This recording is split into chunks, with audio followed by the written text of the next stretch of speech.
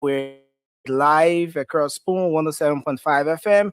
We're live on Fabric Radio 101.1 and several other frequencies across the country, thanks to Voice of Liberia 104.1 and all of the other stations that are always relaying the program. My name is Nelson Collet.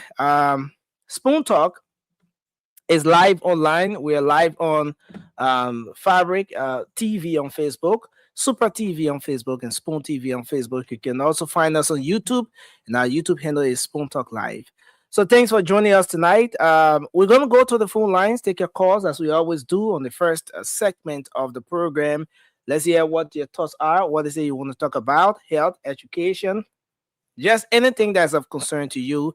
0555-101075 is the number to call tonight, and you'll be live on the program. 0555-101075, and you'll be live on the program tonight. This person, hello, your name and where are you joining us from? Thank you very much, my brother next to Colette, and good evening to my peace-loving people of the Republic of Liberia, and good evening to my Spoon family.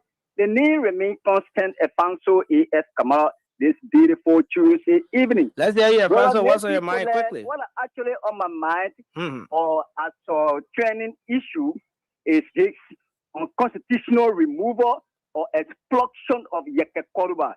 It's a bad precedent in our society. We see Labro going this way is because we don't stand for cause. This man will get more automatically more than approximately above 10,000 people.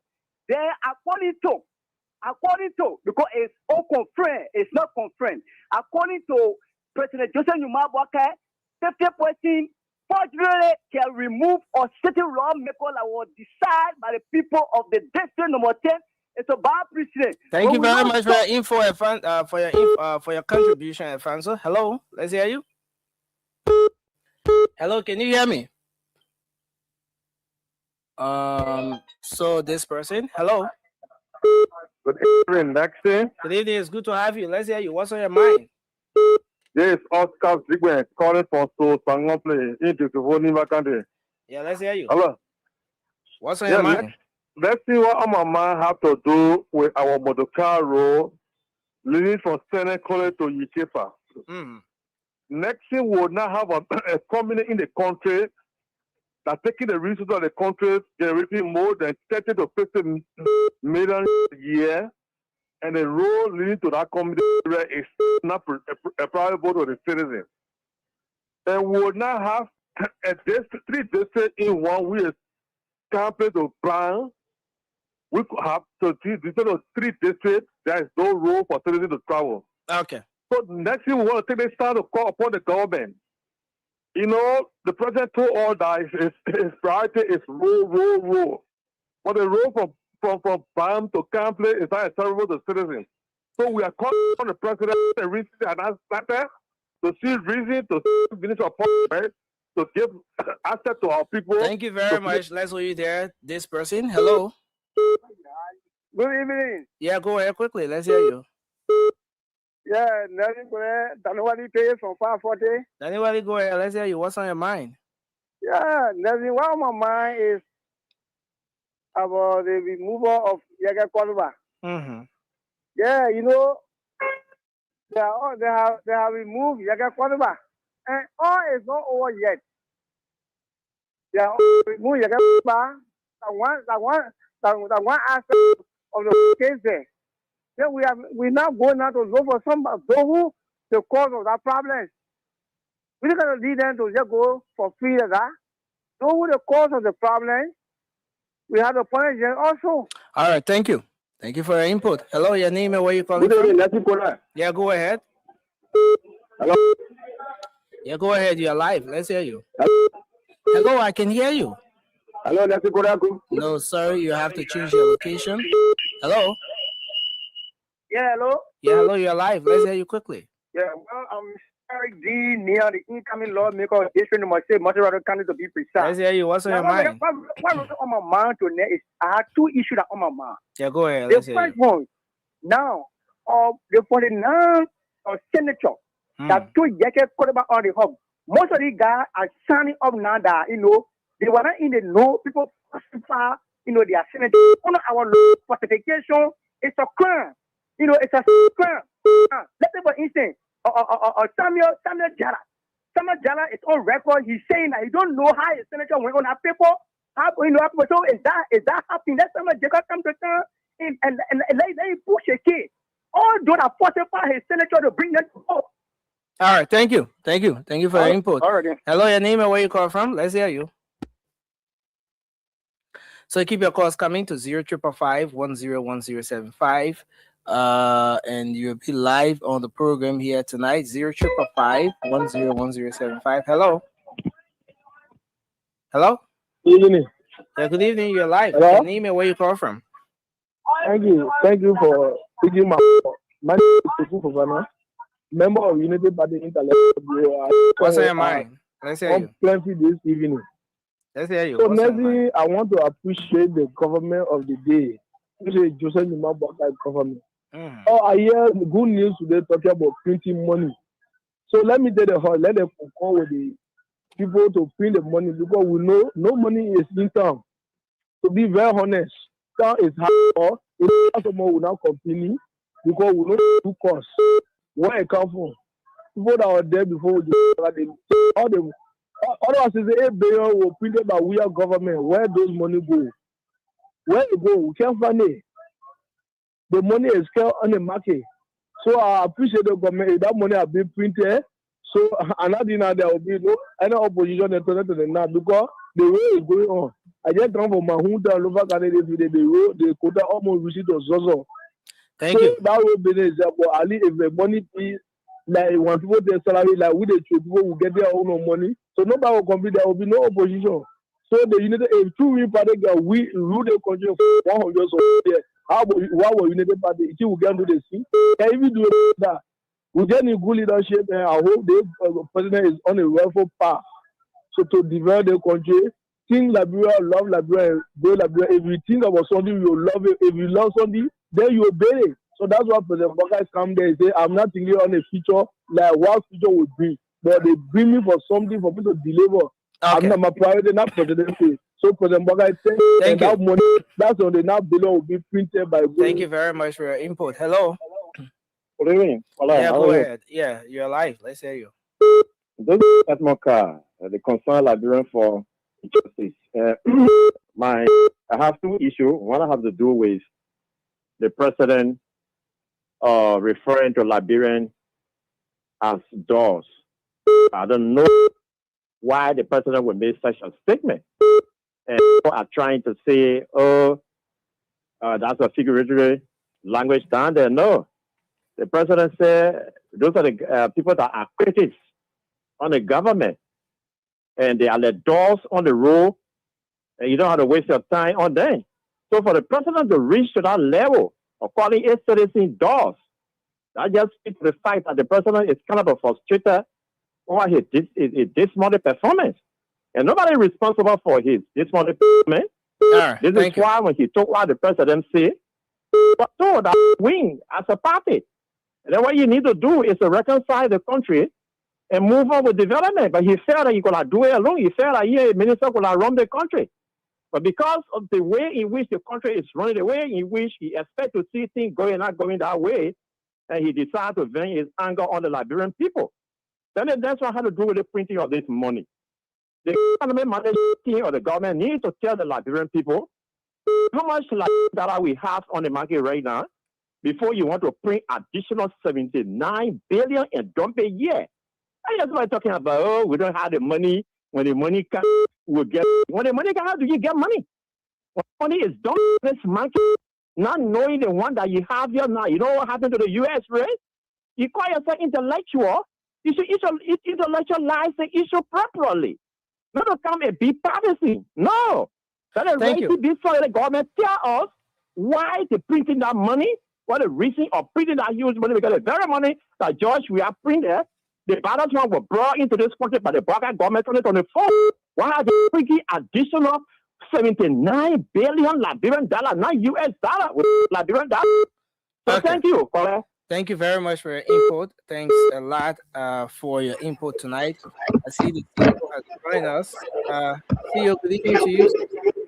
Yeah, don't pay attention to that person that you're looking to, man. Let's just who you looking at? No, I'm actually hearing some stuff from. I'm texting you. Lord have mercy. Hey, Nancy. But take course, Nelson. Take course. Okay. All right. I So see your text. I see your text message here. A little that long note you said, man. no.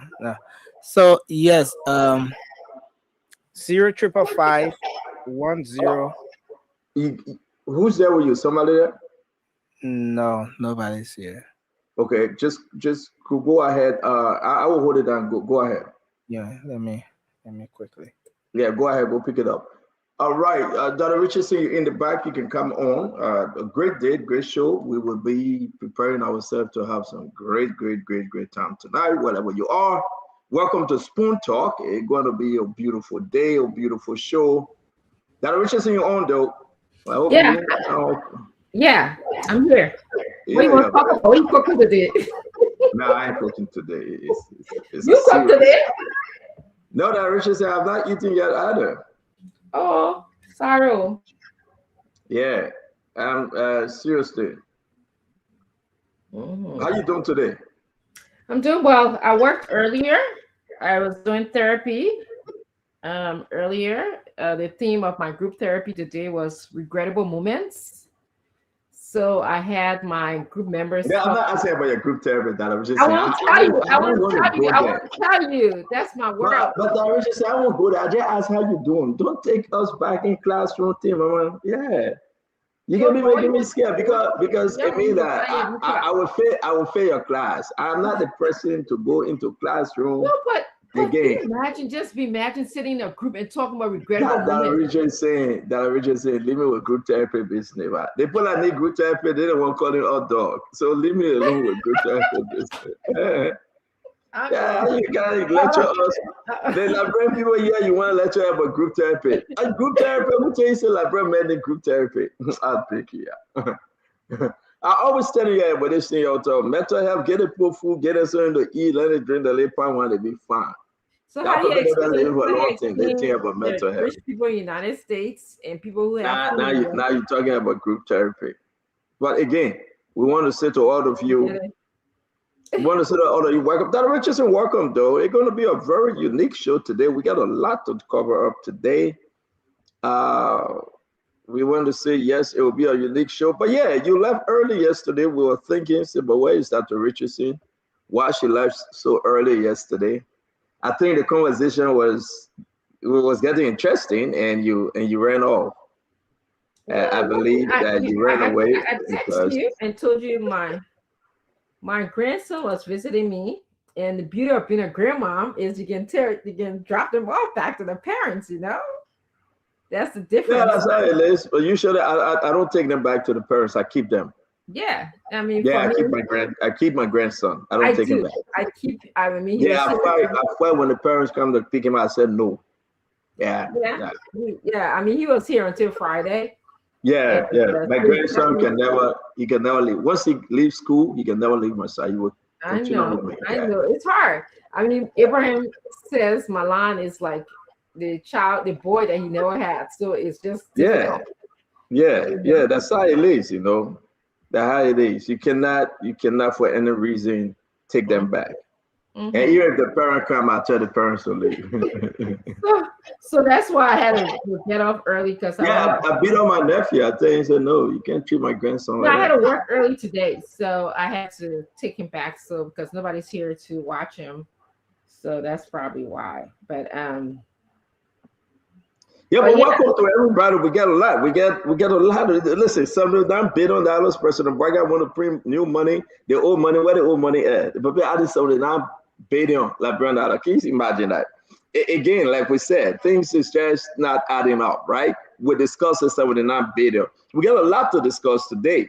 We want to discuss about actually the Mama Bridge Mensa sign. You got Yeke coming on, right? Mama Bridge Mensa, did she sign? Because the cohort didn't say she signed, but now she's saying she was all over the country. Where is it true? I mean, what kind of game people playing? Everybody just dropping off and say they didn't sign, right? But Yeke come to talk on tonight. Yeke will be on. We're going to talk about, you know, the Joseph Baga saying everybody that talking they are dog. They're not in the country. When I said yesterday the Papa is frustrated and angry, people say, so why you said that? But listen, I do a diagnose individual, right? President Boakai is not happy. From a distance, you can see that's my mini diagnosis. He's not happy, right?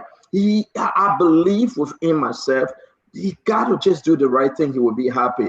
To earn his human, to forgive his divine. Once he does the right thing, things will be fine in our country. But right now, things not fine because the old man is angry. And when the old man is angry, the old man will throw jabs at people. He called people beggars. He calling people dogs. He's saying people can't come in the country. They're just talking. Then what we are now, he said they put begging for beg or rice. No, that's not the fact, right? We're talking about that one. But do you know that the government invited Sierra Leone President Bio to come because, you know, the Pave 4 is connected to the Sierra Leone president. The guy that's building the highway from Douala to Sierra Leone. That's the main company. We hear that it is alleged that the Sierra Leone president is connected as his company. He get to a little Peking, right? So we were talking that one. That one is so deep, right? And that's the reason why the Sierra Leone president came in the country to do what? To endorse what President Boakai gave him. Take the Labron resources and give it to the Sierra Leone president. You remember CTN? That's another Sierra Leone company again. So they're not giving us anything, but we're giving them everything. $464 million project. You give it to the Sierra Leone president. Directly connected to the Sierra Leone president every year. And that's the reason why he came to endorse. On the groundbreaking, he was there. Yeah. But what have they given us? What have Sierra Leone given us? So let everyone decide. And we're talking about it today. What have they given us? What? So the best thing is that let everybody just zoom in deeply to understand the Sierra Leone connection here, right? The Sierra Leone connection here is one of those things that we need to talk about. And we'll be having a beautiful show today. So that Richardson, wherever you are, wherever you think, go ahead, talk to me about some of the sovereignty training issue today that Richardson. Well, I wanted to tell you about the CMC program that will be held in Philadelphia May 2nd. That Saturday. It's going to be Musa Bility is going to be here. Political leader Musa Bility is going to be here, and it's going to be held on May 2nd in Philadelphia. And all are invited. It's going to be an opportunity for you to hear what's going on with the CMC, the Citizens Movement for Change. We actually having a ceremony to install the Philadelphia, Delaware, and South Jersey chapter. So you're not talking to me. I thought you were talking. Okay, that's okay. So you can come in and join us this Saturday. I'll be on Woodland Avenue discussing and talking, going from store to store. So you're going to see me and some CMC members coming in on Woodland Avenue, just basically telling you to come to our program, also offering an opportunity to sell your business in our brochure for the program. Did you hear me, Stanton? Which CMC program? That Richardson, you're CMC business, man. Yeah, I tell you about CMC. Give me a chance. No, you're CMC business, Richardson. You got to tell the one in the fan. You're still selling cars. I said we take trouble in your hand. I swear, we ready to take trouble in your hand. No, not in my hand. You got Wilfred Bangura coming. Wilfred Bangura, by the way, he got new. No. But I heard from the grapevine, right? That Jeremiah Kuhn bought new Starlink for Wilfred Bangura. So the man don't need to come in the studio now. He will be doing the show from home. Well, yeah, but you predicted that. You said that was going to happen. Yeah, I said that because the Richardson, you got to understand. Mm-hmm. We either Liberian people politics the Pepe Kala. Yeah, you do. Yeah, like Kanya. Because you got to understand that Victor Bangura, former chairman for MDR, Who went back to MDR. He went back to MDR. Yes, he left there. MDR have Cooper Crack, the council of Cooper Crack, the labor minister, that's setting all the Liberian position.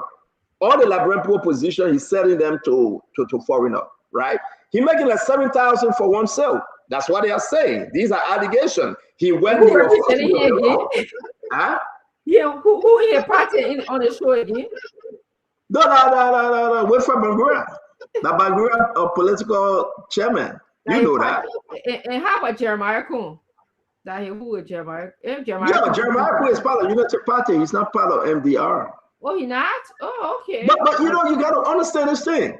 That Richardson, there's a season of time to attack. Jeremiah Kuhn is not member of MDR. I'm learning. You said he's not member. That Richardson. Jeremiah Kuhn is not member of MDR. Before he a member of MDR? Help me understand. Let me help you understand. Right? Jeremiah Kuhn ran on the ticket as vice president of Joseph Yima Boakai, as member of Unity Party. He didn't go there as MDR. So as per the NEC registration, Jeremiah Kuhn is a Unity Party member. He's not an MDR member. I see. I got it now. Yeah. Thank you. So again, right? We just gotta say it as it is. The man, the man is like, no, but Cooper Crack are setting all the job, Cooper Crack are setting all the job, he's the chairman for MDR. Oh, okay. Yeah. And how you call this guy? I think he also part of MDR. What's his name? Sam Koga. I think Sam Koga he went back to MDR. Koga is part of MDR. Chris Johnson used to call Koga and Jeremiah Kuhn name frequently. He cried on those two people's name. That's what I remember. Yeah. So listen, I was saying to all of you, Johnny, or Shady, so that you can get vexed, right? But if he calls, I'll report you to Chief Justice Basic. You can get vexed, but don't cause. Because when you call, I'll call the paper. I get the paper number. I'll call you and say, oh, the person calls you on the show. Let's get in 6 months. Can you imagine the state get Prophet Key in jail? What kind of tabata is that for causing? Can you imagine? You know about that? Yeah. We're gonna have a great show today. Prophet Key now question report for that one, not due process. So I won't. Everything in the country not due process. We not pass due process. Yeah, Nelson, come on, let's have a great show. We pass due process. We don't know how to due process. Forget due process in the government. President Boakai calling people dog and all. Yeah. The people that voted for you calling them dog. Can you imagine that? I think I gotta leave the show briefly to go eat. How many more minutes we got? To 9 p.m. 28 minutes. I can go eat something real quick and come back. Then that Richardson, you can sell your CMC party. Yeah, let me come and no, you're not gonna talk CMC. Let me tell you something, that Richardson. Advise your political leader to leave me. Now, Richardson, listen to me. Advise your political leader to leave me alone. The day I hear you calling my name, right? I will say exactly what they got killed about.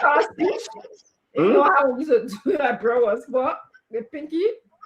Yeah, there we go. You call us speech? I Richardson, they ain't learn that from Liberia, man. You're not from Liberia alone. But again, my people who know me, they will not listen to you. No, if I mean not from Liberia, you're very small when you left the country. So you don't know about Liberia. That Richardson, 13-year-old, you don't recognize anything in Liberia. You left at the age of 13. What? So you don't know about Liberia. How often I can go to Liberia? It doesn't matter. You still don't know about Liberia culture. You were 13 when you left the country. Richardson. Don't do that. We are talking about people that grew up in Liberia, that born there, that know the terrain in Liberia. If I ask you a question on Binta ability, leave our show alone. If you come on the show, Binta, to interrupt us, we will suspend you. How are you? We will kick you from the... Binta, say hello, Senator Joe. No, I don't want to say hello to Binta. Let Binta leave me alone. That Musa Benete sister, let she leave me alone.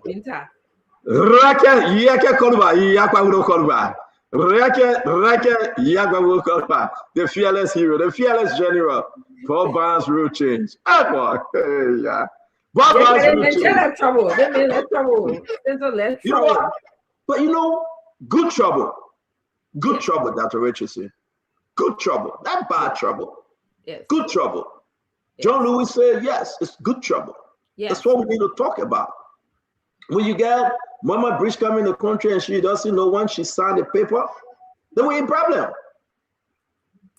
How you will be way in Jade, you sign people, you got to say you sign. How did you sign? You signed absentia. But here's the issue though. People got to understand that the game here got to stop. Even when we see our own system, when we're playing the kind of yama, they're a problem. Yeah. And they give you anything to eat, they give you a driver to eat in the brown envelope, tell your driver, mama, just shut up. We know the speed, right? Yeah. Mama and my sister, but this thing is a disgrace. Yeah. You know?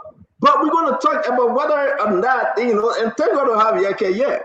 But let me start the show with a video, right? Because NSA is looking for our reporter. I just want to ask you people, don't get vexed with me. We got a video, historical video.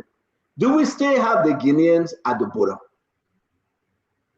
I know we got a lot of things to talk about now, though, right? But I always want to just plug in. I just want to that boom, boom, 1-2 punch. Some people will get vexed, right? And you got to go back and remind the people. My question is, we got a lot of stuff to discuss about. They don't say what they did to Yeke was bad. Yes. They don't say that today, right? Mama Bree's statement. In that case, they are calling the CBL governor to testify. President Boakai is looking for 79 billion Liberian dollars again. 79 billion, I hope I get it right. Again, for what? All the other money draw we are left there, what to do with it? But you want to add another 79 billion, right? You got to understand what is going on. This is about a country called Liberia and how poverty will increase, right? We are looking at the Pave 4 from Sierra Leone. The president of Sierra Leone, the connection of that president to that company. He came to Liberia and we awarded them $464 million. Which Liberian company in Sierra Leone get that amount?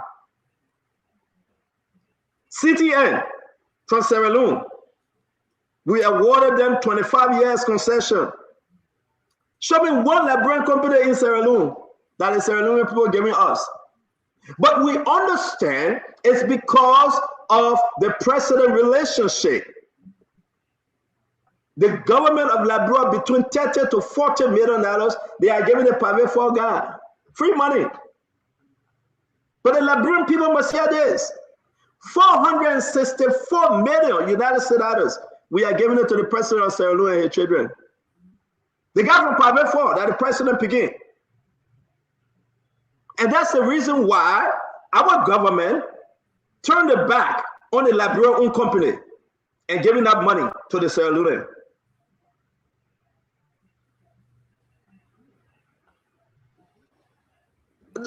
I mean, do we have sense?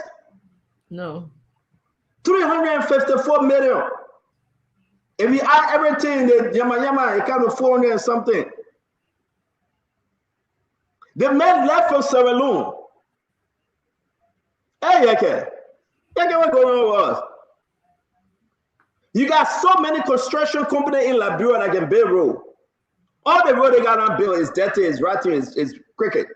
But the men left from Sierra Leone to eat 400 million change on the Liberian people. Since I remember that show, I told you about that.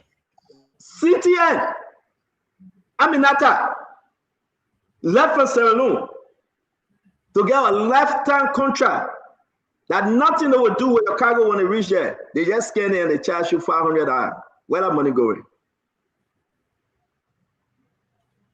Ah, Lord have mercy. You're welcome to the show. You can say your own, but it's not any of your costs. We'll call Chief Justice Bese. I got your number. You don't call. You can get fair, no problem. Listen, I am built. Already, so you gotta call it. But your own cost, because Chief Justice Bese watching the show. If I can get, I will get. Well, the Chief after what call it, I will get Bese, Kaba. I will get Kane. I will get all of them. They're there. You're watching. I will get Clinton. Clinton, I'm my old man. I'm a Papa Webb, Johnson Webb. But I want to say to you though, does that make sense? The people left Sierra Leone, and when we enjoy our free time here, we get some of everybody will turn their own today. No costing, nobody will cost yet. The men left from Sierra Leone. Bio Piquet, President Boakai gave him $400+ million contract. That you don't want us to talk. For what? No, let dog talk. I kick a dog. Stop it. They say you don't live in Liberia, so you shouldn't talk. No, let the dog out. Let the dogs out. Let me say this to you. It's very important for people to know. The failure of this government is in broad daylight. Do you know how many construction companies in the country that are able to do this job? But the president was happy. The court is, let people listen to this, and you decide. Go to Sierra Leone and see how many Liberian get businesses in Sierra Leone. Y'all see Bangura here? Your vehicle again, new internet, Starlink. Yeah. So, I'm a river Bangura. I'm aware of me feeling my own, but you're kind. Leave your man small. Let me feel my own. I just said it to you when I tag you, man. I don't want to know. So you represent No, Joe Rock will get a man new Starlink. The man will be doing a show from home. It ain't even clear set because they were doing a connection today. I saw them. They will get clear tomorrow. The man stay in the darkness. New Starlink. So, yeah. Hey. New Starlink. But my man, Joe, what's that make me fat, man? Then you see the man doing a show from home. You say that true. New Starlink package. All right. I asked the man, I said, who gave you a message, Jeremiah Kuhn? I said, hey, God. And I am here too, so that is for. Who love my man? You. Kuhn, I man. Yeah, but everybody, Joey said I'm a man. So no. Joey said I'm a man. Babu for that man. You know how many times Joey had my second talk before you said no? But you are talk, but you more. Joey said I'm a man. Yaga said I'm a man. Look at Yaga here. I will bring Joey on spoon talk. We'll question Joey. I'll bring the person here. Yaga said I'm a man. But guys, welcome to the show. Let's have fun, right? We're not going to cause man calls and power calls because Chief Justice basically watching us, right? We are going to stick to the conversation. We got a lot to discuss today. We got Samuel 12. The people say that the Ben Governor and Pierre, right? We leave Samuel 12. We get DeLong. They don't say what they did to Yeke was so bad. We play it. We got Mama Bridge Mensa. Mama Bridge Mensa is attacking Yeke as the most corrupt representative. But Mama, then you're dreaming. You got Region Speaker, then you call it Yeke the most corrupt representative. Mama, are you okay? You got James Collette, then you call it Yeke the most corrupt representative. Are you Mama, sister Mama, hey Mama, yeah, your own and go, Mama. We understand the speed. We all say, yeah, your own and go. Don't start that too much of talking, you my sister. Hey man, I can't wait to see you say you my sister. We got relationship, you know that. But yeah, your own and go. I then see the CSA director saying by June 2nd, if people don't sign the non-disclosure letter, you will not pay them. You're not even paying the people, Yeke. Then you want to put it beyond non-disclosure letter? Josie, Josiah Joker ain't got no money. Gaffa ain't got no money. They won't find more reason not to pay the people. Right? And that's a CSA right there. We got CBL, $79 billion they want to print. CBL. What if what money we have brought in? $79 billion. What do we do with the old money? We need a certificate if they will burn it. Samoa is in trouble, my people. The bank governor cannot even testify correctly. He did print kakaleka. He all calling for printing of money every 3 years. Can you imagine? Can you imagine? I don't know where these guys are coming from. That President Boakai here causing people and saying people are dogs. President Boakai said the Liberian people are dogs. It's time that the president anger is getting to be concerning. You turn to your Liberian people and you call them dogs.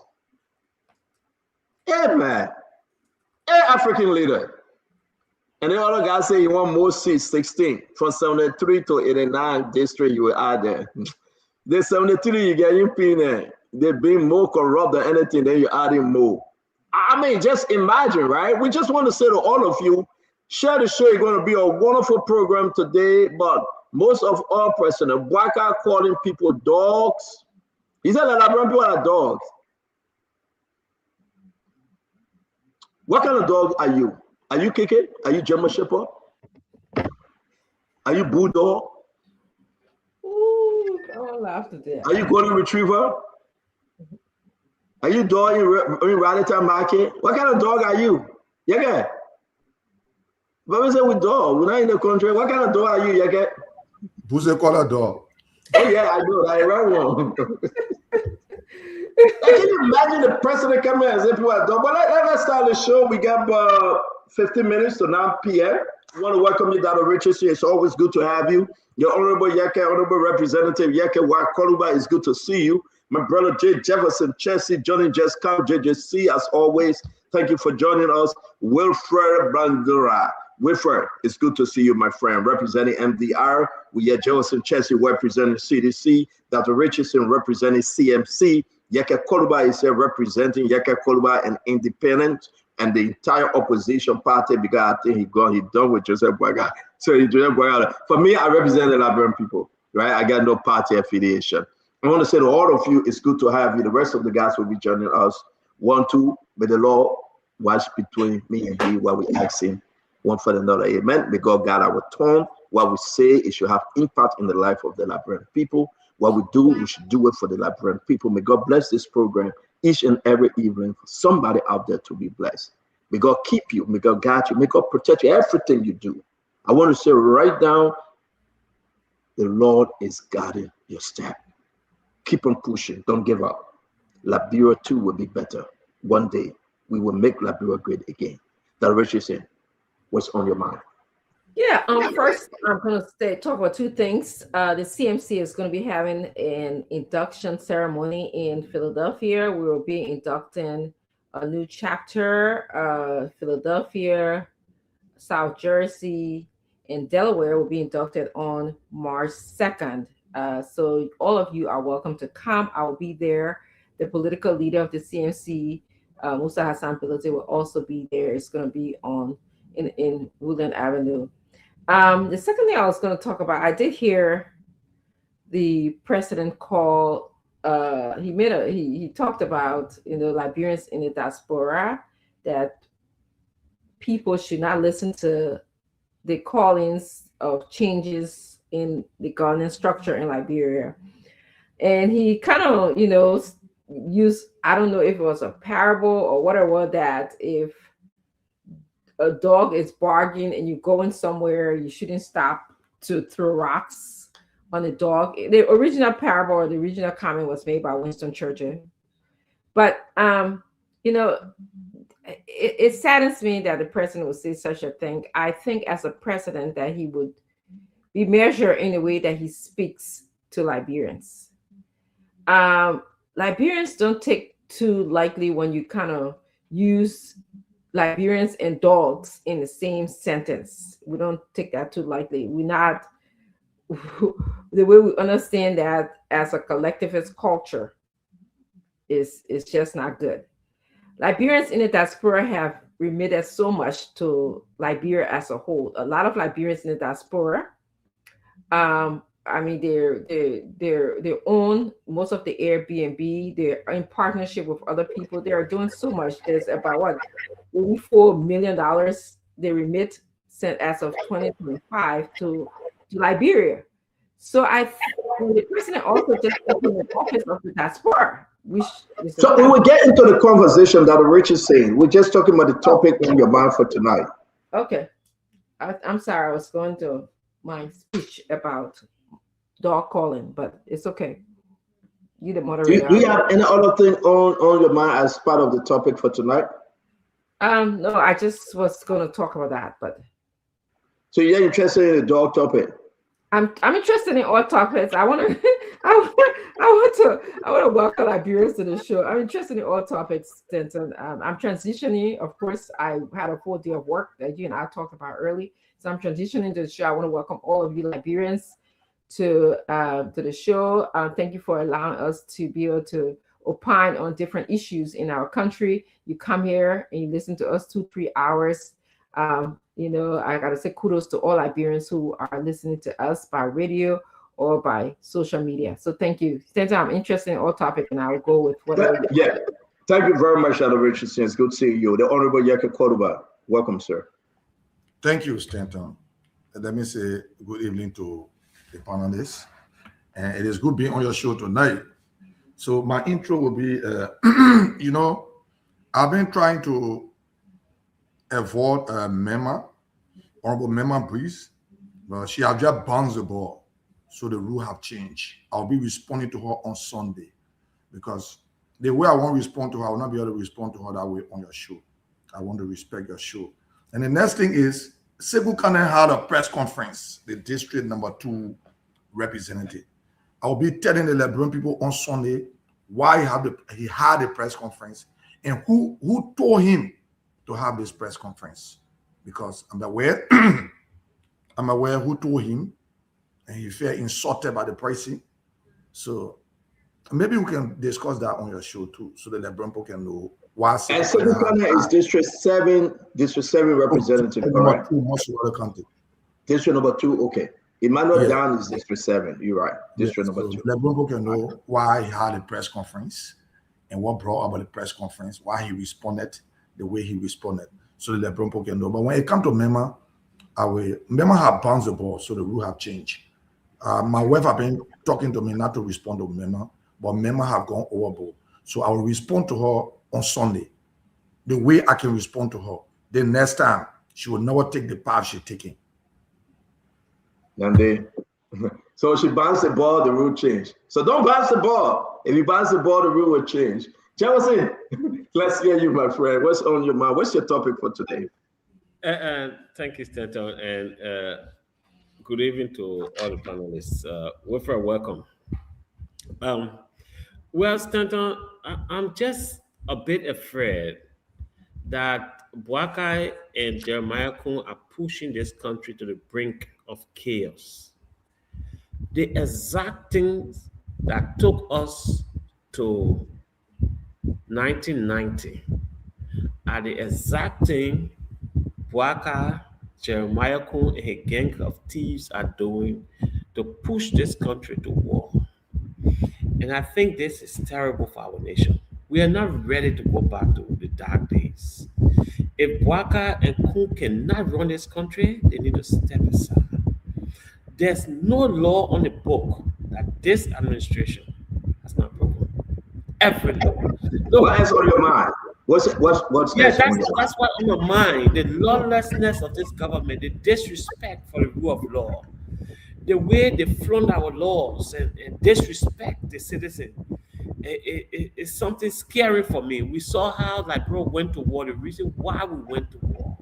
Okay, so like I said, when it's on your mind, we'll get into it. Yeah. It's scary, Stanton. These people want to destroy this country. Okay, we'll get into it. Let me bring in Wilfred Bangura. We're talking about the topic that you prepare yourself for tonight. You can bring it forth. All right, Wilfred Bangura, welcome to the show, my brother. How you doing?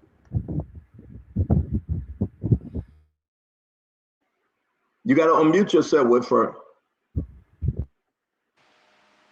Thank you very much, Stanton.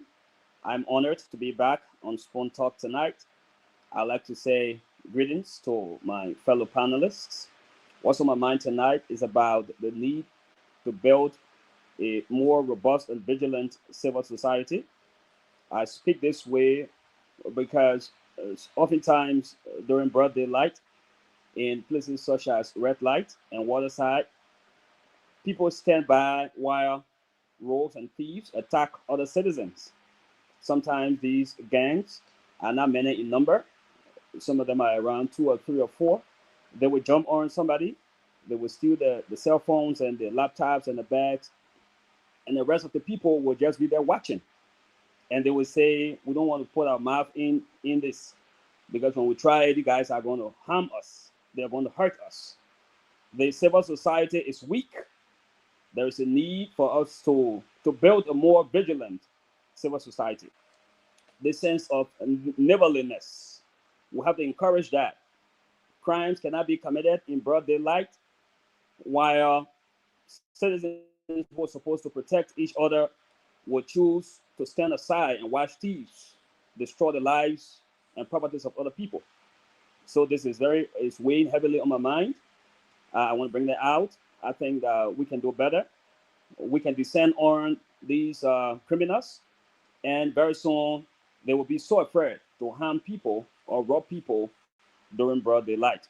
With respect to the spins that I see coming up by the spin doctors on the comments made by the president, we are prepared to listen. Our minds will be open.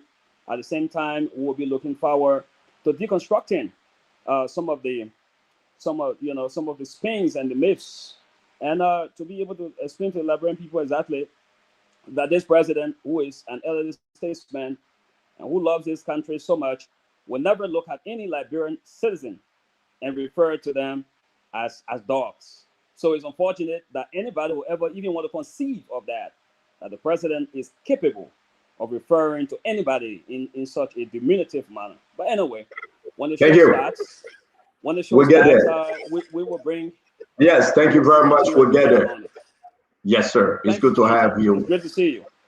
Yeah, as always, you say your own, I say my own. The Liberian people decide. That's what we do here on the show. I want to say thank you very much, as always, for joining us. To those of you out there, want to appreciate you a lot. Want to say thank you for joining us. Share the show now. Just go on your WhatsApp, on your YouTube. When we used to have MySpace, right? You remember MySpace that Richard said? Yeah, Facebook took MySpace out. We want to say to all of you, just go ahead on your Instagram and just share the show, because a good day in Liberia and God will see us through. It's good to have you. Seriously. I want to recognize a few of you. Sorry, my eyes going bad. I will start using glasses pretty soon, Yeket, because when you hit your 50 and getting much older, your eyes begin to get dim. So I will start. I'm going to bring up my glasses pretty soon. I'll be able to see better. Some of the letters not too clear in my eyes, but I can talk. You eating too much doll are the problem. Well, we don't eat dog in America. They will send you to jail for a very long time. Okay? So we don't do that. We take care of dogs. Dogs are pet. They are part of the family. The one I package and send the dry ones. And my dog's names, right? Aubrey Witherspoon, Sean Witherspoon, Stump Witherspoon. They added Witherspoon to their names, right? When you go to the vet, they want to know the dog last name. So the dog that you sent the other day will be I don't know the dog name, but the dog last name will be Koluba. So I told you I eat one with more. But man, we shouldn't talk about dog eating on the show. I'm begging you back. I want to say welcome to all of you. Let's have fun. A great day, though. But you know what, though? Let's start off with what the president actually said. President Boakai, yesterday we had to show that he's angry. Frustration. It's not adding up. Something did it. And I really want us to go back and take a listen. And how old is President Boakai? Anyone know how old the president is right now? Why? 80, 81, 79, whatever the age may be. President Boakai is old. Make no mistake. President Boakai is a father, a grandfather, a great-grand, a great-great-great-grand. He's old. But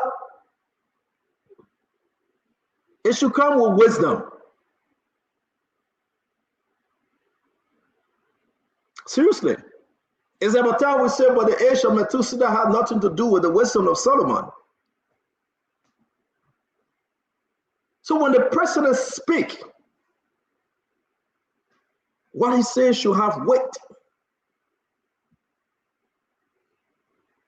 The president is not happy. We said it yesterday. I received a lot of calls, and a lot of people said, "But Senator, what you mean?" I said, as you can see, have you ever seen the president smiling when you're at a program? And have you ever seen the president being presidential that is so relaxed? The president is so angry. And the anger comes with frustration. You are the president of the Republic of Liberia. You can make decision today that somebody live and somebody die. You can eat a cow meat today and eat a chicken tomorrow and eat a pig thereafter. You got food. You got security. You can travel anywhere in the entire universe. You got people washing your clothes. You got people, making your beds. You got people when you want them. The government pay for everything you do as long as you're the president of the Republic of Liberia. So what making you invest? You want to go down the street, water side, you got security will go ahead of you, security will escort you there, they will block the entire traffic. You alone will be on that road going, where? You want to go in the bathroom, security will go check that bathroom before you go there. You want to eat plum today, German plum today, you want to eat cassava today, you want to eat anything today. You can go in the national coffers and take whatever money you want to take from there. And that's what they are doing. So why are you angry? When you leave the office, you get pension money till you die. Your wife get pension money till she die. Your children will collect that money. So why are you angry? What actually making President Boakai angry? You don't want Yeke, you call Rachel Kuhn and say, take Yeke from there. Rachel Kuhn, the allegation at the floor signature. They put people name down just to get rid of Yeke. You don't want the Speaker of the House, Fonatif Kofa, you remove him. You don't want the Chief Justice, you remove her. So what making you vexed? So what really making President Boakai angry? What really making President Boakai frustrated? What really happened to the president that he is uneasy? You know, I'm going to say my own, you can say your own. To tell you the truth, when you're ready to speak, because I see Kanyo coming, I see a friend, Winfred Bangora and Heren Fubi, you know, they are clean, they're talking in the background. You know, now we excuse them when we're ready to speak. But we're actually making the president angry. So the Liberian people should understand, was it a mistake to elect President Boakai? When people were dancing and jumping in the poo-poo water to bring in the power, these are the people he calling dogs today? Did the president actually call the people dogs? Did he really call them dogs? Liberian people, let's pause for a minute. Let's pause for a moment of silence. And let's just go back and reflect. Let's just go back and, and think whether the Liberian people made a mistake.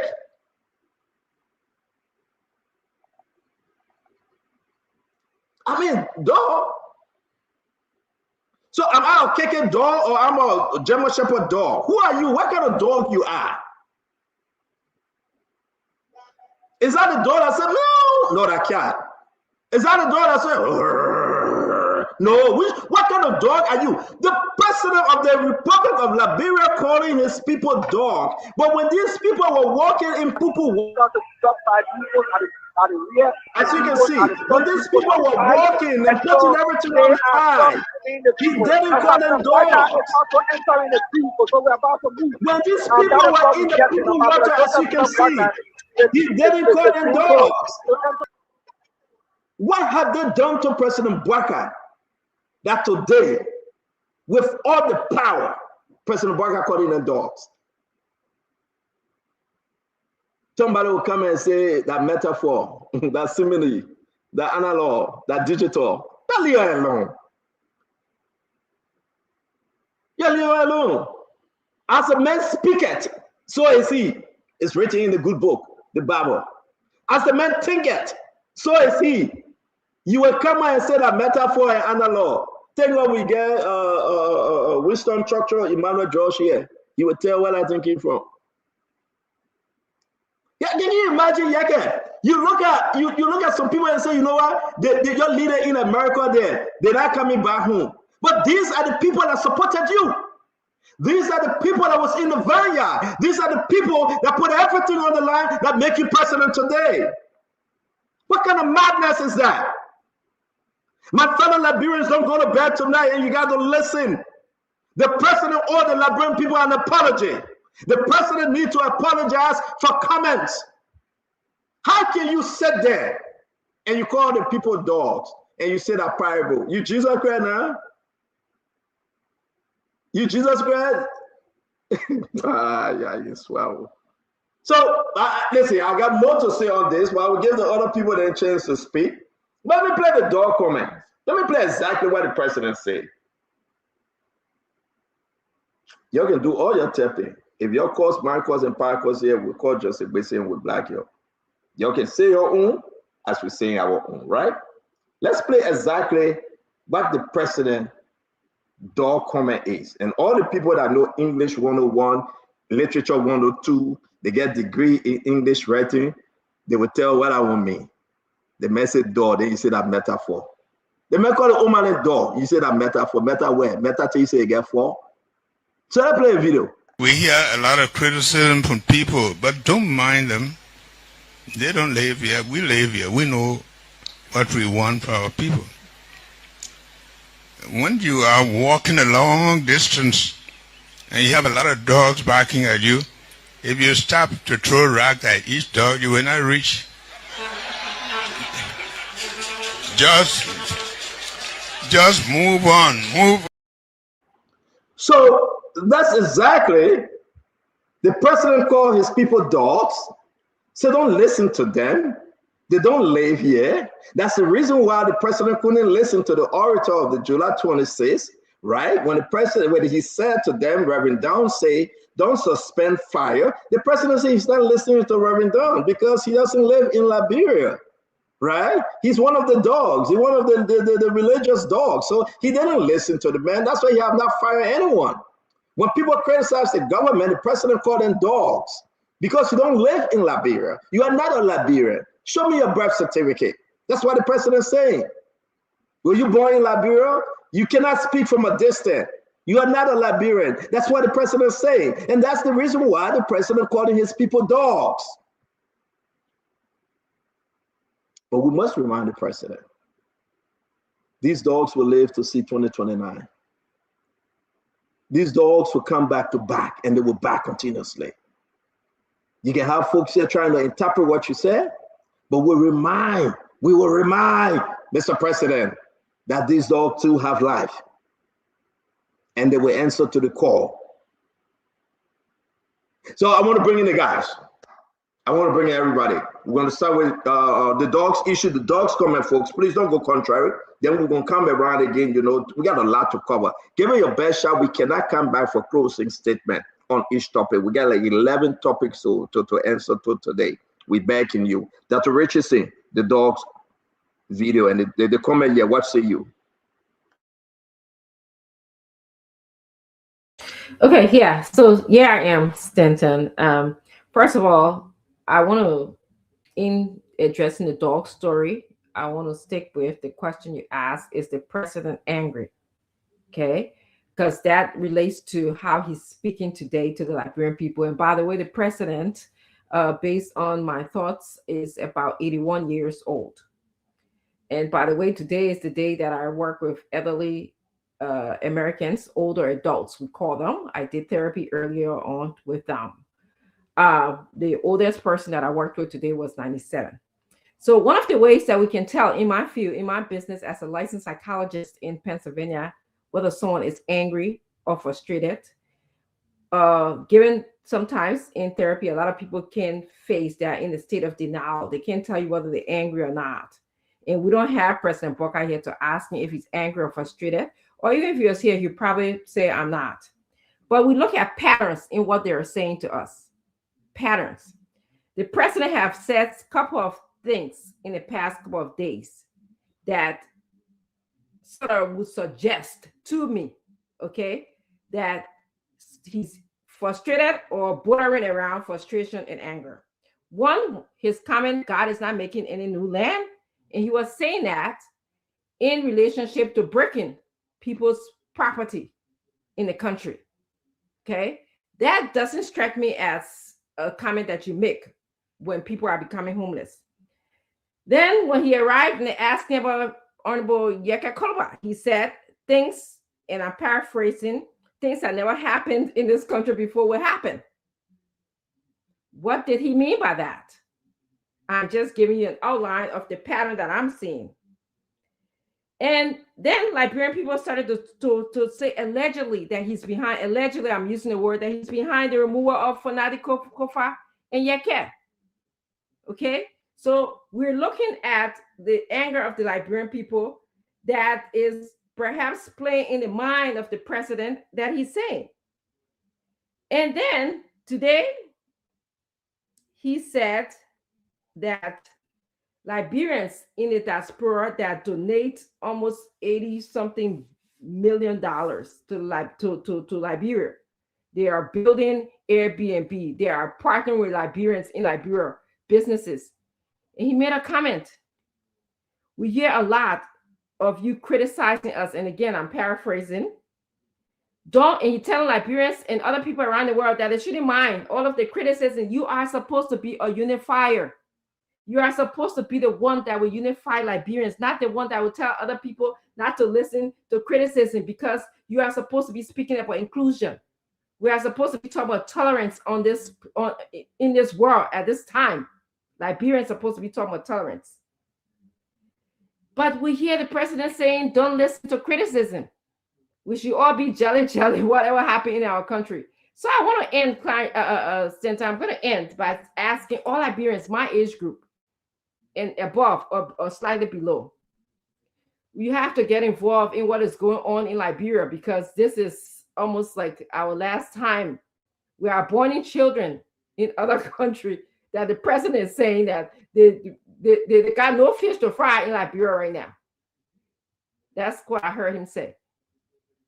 So I'm calling you Liberians who are listening to us to get involved in the fight for Liberia, because the state of where Liberia is right now, I'm so, today when I heard that, I was disappointed.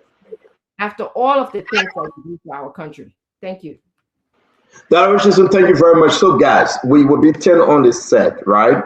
We'll give you maximum 2 minutes, 30 seconds. We're begging you. I do not want to interrupt you, but if you pass your 2 minutes, 30 seconds, I will have to stop you. Again, like I said, we get 11 important topics to discuss tonight, and we appreciate you observing the time. The Honorable Yeka Koruba, the dog statement. Let's hear you. So, Senator, if you have somebody that was elected by the people of the citizens of this country that would just speak loosely, recklessly, is very frustrating. Listen to Mr. Boakai when he went to 72nd. What did Mr. Boakai say? Mr. Boakai stood in the face of people that voted for him, people that he coming to make homeless.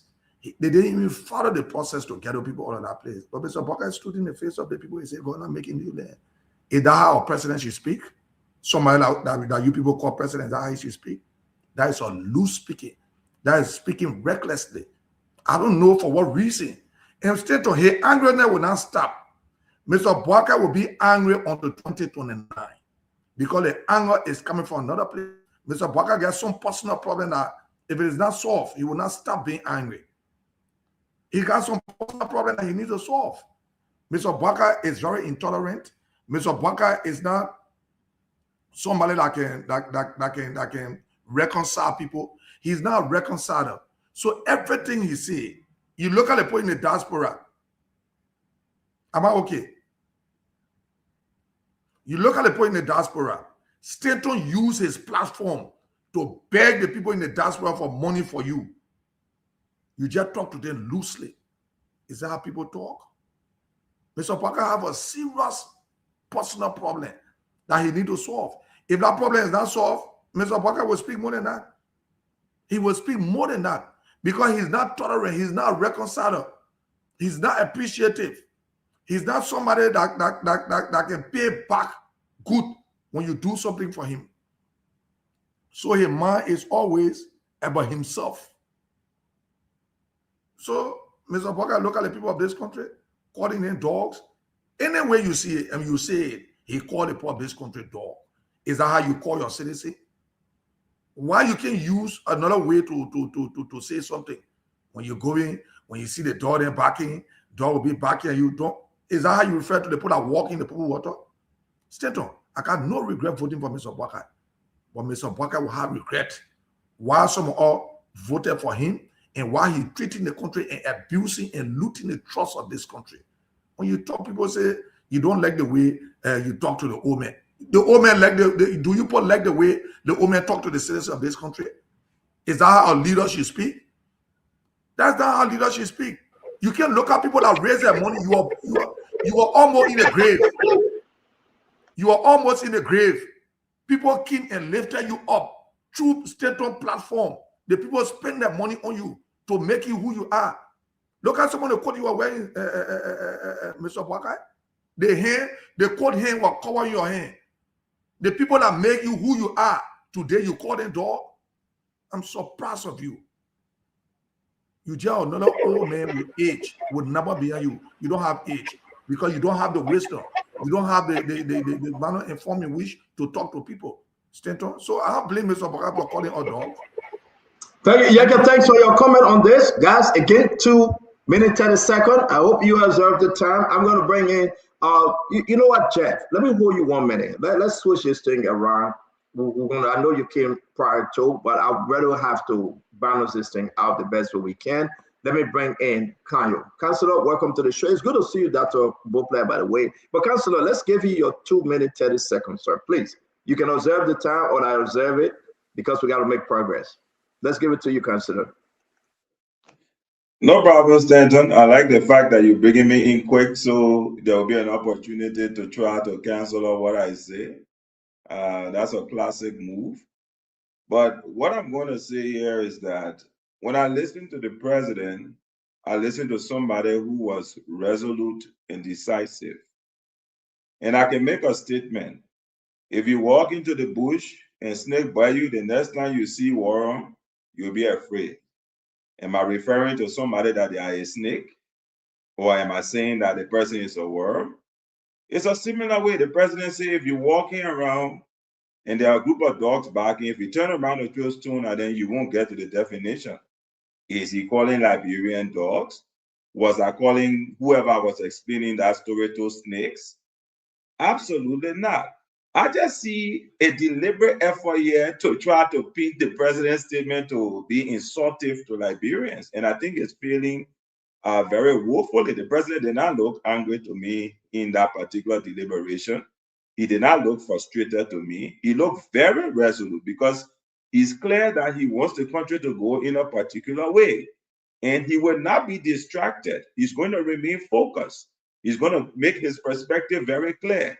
And in fact, that statement in itself was very, very tolerant. It is tolerant because he is saying to people who follow him that, look, folks are going to criticize you. Don't be deterred. Folks are going to call your actions into question. Don't be deterred. Folks are going to say all manners and sorts of things, even saying that you calling the Liberian people dogs when you are not calling them dogs. Don't be deterred. Keep moving. Don't be distracted. We got work to do. We're going to change this country. And let's focus on changing the country. That's what the president was saying to the people. Be resolute. Be tolerant. Don't be distracted. No matter what people may say, what kind of insults may come for you, no matter who insults your mind, your power, as people who are now talking about reckless statement are prone to do, just keep your focus because there's an agenda that we want to accomplish.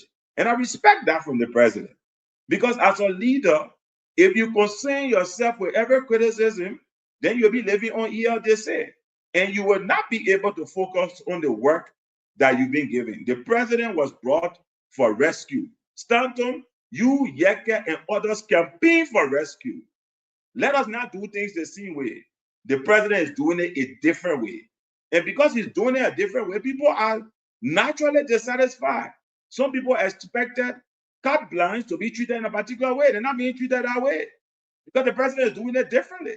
That is the change that you, Yeka, and others vote for. Now we want the president to be to tolerate those statements and not be distracted. The president is not angry. Thank you. Not frustrated. He's decisive, he's resolute, and he's on the path to doing what he wants to do for the country. Thank you very much, Councillor. It's good to have you on, Councillor Kanyo Barbara, as always. Let me bring you in at Jefferson. After you will go to Fubi, 1 for 1 against, and then we'll settle up with the independence here. Jeff? Thank you, Stanton. Stanton, when I hear the president speak, in my mind, I think his brain does not commensurate with his age. For you to, there are many other ways you could have said this. You don't mind a noise in the market. But referring to Liberians as dogs or to liken your critics, people who are crying and calling for accountability in their government, to liken them onto dogs, in my mind, is a terrible way of calling your own citizen. It shows that Boakai is almost 82 or more years old, but when he speaks like a 7-year-old child. And it's dangerous. Look, Boakai had the audacity to treat the cries of Liberians as nothing more than dog barking. That's not tolerant. That is arrogance, intolerance. You can't treat your people like that. You parade around with empty achievement, nothing to show. When people try to call you to order, you call them dogs. It's unfair to the Liberian people. This is not leadership at all. This is, in my mind, an outright contempt for the very citizen that he, Boakai, sold to serve. Look, when people are hungry, the young people are jobless. Hospital, no drugs. People are struggling. There are corruption allegations all over in your government. And is that what you call distraction? That's not distraction. These are fair indictment of a failed administration. And his intent is actually to silence those who are criticizing his government, those who are calling him up for accountability. And instead of Boakai answering those calls for accountability, he's not doing that. He's insulting the Liberian people. Boakai has lost the moral authority to even lead Liberia. To call Liberians dogs, serving your employee or your employers, sorry, you call your employers dogs. This is sad for our country. You dismiss the suffering of the Liberian people and say you want to focus? Focus on what? You cannot ignore accountability and call it, focusing on. Thank you, Jefferson. Thank you. Like I said, it's 2 minutes 30 seconds, guys. Let's try to observe our time. Jeff, can you work on your audio? Your microphone is coming by. I never wanted to call you off because you were in flat, but can you work on that? It's coming by with bad feedback, please. But let me welcome the corner at Remy Gray to the show. I don't know where is Whitford Bangura. Hope we're having, to announce though. I heard that Jeremiah gave a new Starlink. It looks like it's not working. Let me bring you on Emmanuel Fubi. That Starlink not working. They gave them a new Starlink, but now he's still having trouble. From whom? I heard that a $650 package was sent to him. I called him today and he confirmed. But let me bring you on, my dear brother and friend. Your 2 minutes, sir. Yeah, so good evening, everybody. Look forward to a good show. At least the president this time didn't tell the citizens that criticize him, didn't refer to us as enemies of the state, like we're referred to a few years back for criticizing the government to do the right thing. We're referred to as enemies of the state. And because of that, people were targeted physically. People were being beaten physically by partisans and those who supported the president at the time. Unlike that, this president is saying, don't get distracted. People will talk, people will criticize you, but remain focused. Because you got something to do. The people are crying for food, people are crying for high prices, people are crying for health care. People are crying for roads. People are crying for jobs. Let's remain focused in fixing those things that people are crying for, instead of trying to go after our critics physically and start to fight them. Ignore the noise and remain focused because you have work to do. That's what the president is saying in short. And we all use this phrase at different point in time for different reasons. And the president thought that was fit to use. That doesn't in any way refer to Liberians as dogs. Those are words that are meant to be used, and they are figure of speech, and you can use them appropriately. So while you are walking and dogs are barking, don't stop and take stone to be chunking each dog that you see that barking at you. Just keep walking, because if you try that, you will not reach your destination. What is your destination? Your destination is the road. Your destination is healthcare. Your destination is good education. Your destination is jobs. So focus on those things that Liberians are crying for. Because if you don't focus on those things and you start to be fighting your critics, you're not going to solve the problem. Because that's what we all need to be focused on right now. That's what I keep telling the government. Focus on those things that matters, the bread and butter issues. How can you live Liberians out of poverty? How can you solve the issue of building a vibrant private sector? That's what the government should focus on. If the government is distracted and not focused on that and thinking about winning 2029, like our brothers were doing it last time, they forgot about all the bread and butter issues. They were focused on winning, staying in government for 36 years instead of solving the problem of Liberian people. So they were distracted. And anybody that spoke, you were enemy of the state. People were being attacked physically. So that needs to stop. So the president don't be distracted. Thank you. Yeah, thank you very much, Fubi. Thank you very, very much. We welcome Wilfred Bangura and the rest of the guys. The Honorable Dr. Emmanuel George, welcome to the show. Let's hear you. Thank you, Stanton. Good evening, Stanton, Dr. Richardson, Honorable Koluba. Jeff, I'm going to make it to that test so we can give you a title. The Council of Colonel, Fubi Harris, Dr. Proplet, Colonel, and all the time we're finished. You got 1 or 2 minutes, then you go along. I will end what I have to say that too. You know, I'm not counting you now. I will finish in 2 minutes. So I want to also greet our Liberian brothers and sisters who are following us on Facebook, YouTube, and television, radio station. Look, Stanton, when we studied the English language and were taught about writing paragraph, they taught us topic sentence. The opening sentence was the one you use to continue writing until you end the paragraph.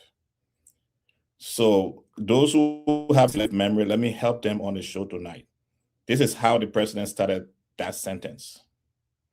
And I'm quoting him verbatim. We get a lot of criticism from people. Don't mind them. They don't live here. That is very disrespectful from the president. A president of the Republic of Liberia should not be making that statement. And then he continued without using a quotation from a phrase that have been attributed to Winston Churchill that research have shown comes from the Arabia. I'm not going to repeat that phrase, but the topic sentence is very worrying. And if we sit here tonight and we can't tell the president in his face that he made a mistake, we are not doing the Liberian people a great service, or those of our Liberian brothers that live in the diaspora. When this president came to office, he opened an office in the Ministry of State, elevated someone to the level of Deputy Minister for Diaspora Affairs. Every month we get text messages and email from Dr. Dunn and others who organize a very successful, in my opinion, conference here in the US to attract diaspora to go back to Liberia. For the last 3 years, diaspora Liberians have been contributing an average of $500 million, about 15 to 20% of the Liberian GDP. For the president of the republic to tell us that don't mind them, they don't live here, it is disgraceful, it is disheartening, and it is discouraging. This same president invited us to his home, invited us to his office in December. He has started what he called the returns for December, And he's the same person telling us we cannot criticize, we cannot speak because we don't live in Liberia. That is disrespectful from the president. And I believe this is not an issue of shame, Mr. President. If you are listening to us tonight, you owe diasporan Liberians an apology. We struggle with our fellow Liberians thinking that we are outsiders every time we go home, every time we interact in Liberia. For the president of the republic to be the one to be saying it this time around, it is disheartening and it is discouraging. Thank you very much. Reminding the president, just 1 minute, Mr. President, your minister of education live here. You brought her home and made her minister of education. Your deputy minister of education live here. You brought him home and made him deputy minister. Your minister of information live here after the Manasarif got region. You brought him home. They are all part of these people you are talking about that they did not live there, and you brought them and put them in ministerial position. Thank you. Well, we can have a long list of those that came from here. Your economic advisor, Lady Raleigh, your deputy minister for state, live here, the DMV area. We can list them all. But I want to say to all of you again, we get there. TWT. Let's observe the time and let's make progress. Our brother Wilfred Bongura, he gave me hard time today, but he just in and out. Apparently, they didn't set his styling any better today. Let me bring you in, Dr. Monsieur Rodolphe Beauplet. It's good to see you, Dad. As always, welcome to the show. The president comment. I have to play this one more time. For those of the folks that joining us late, let me play this one more time, and we hear from Dr. Beauplet, Colonel El Remy Gray, and Kafiko Hassan. So let me play this one more time, Dr. Beauplet. The president said, "We are dogs." We hear a lot of criticism from people, but don't mind them. They don't live here. We live here. We know what we want for our people. When you are walking a long distance and you have a lot of dogs barking at you, if you stop to throw rock at each dog, you will not reach. Just move on. Move. Again, guys, let me ask you before Dr. Beauplet speak. Do you think we should do a closing round on this topic, or we should just move on? Then the closing round, what you guys say quickly? Yes, no, no? Okay. All right, Dr. Beauplet said no. Do we have the majority? Your will and pleasure, Councilor? You want us to do a closing round, Councilor Bakayo? Or are we Councilor, what do you think? No, I don't think we need a closing round, man. The president was very clear. Okay. All right. Do we have the majority to move on, Yeke? I think we should do closing on it because we got 2-1. Jefferson? Stan, I don't think. Yes or no? Do we do a closing? Yes or no, Jeff? No, we shouldn't do a closing. Let's. Okay, we got 2-3. Dr. Richardson say yes. Emmanuel, what do you think? No, I made my peace with that. The president will hear you. We got 3-3. Dr. Beauplet?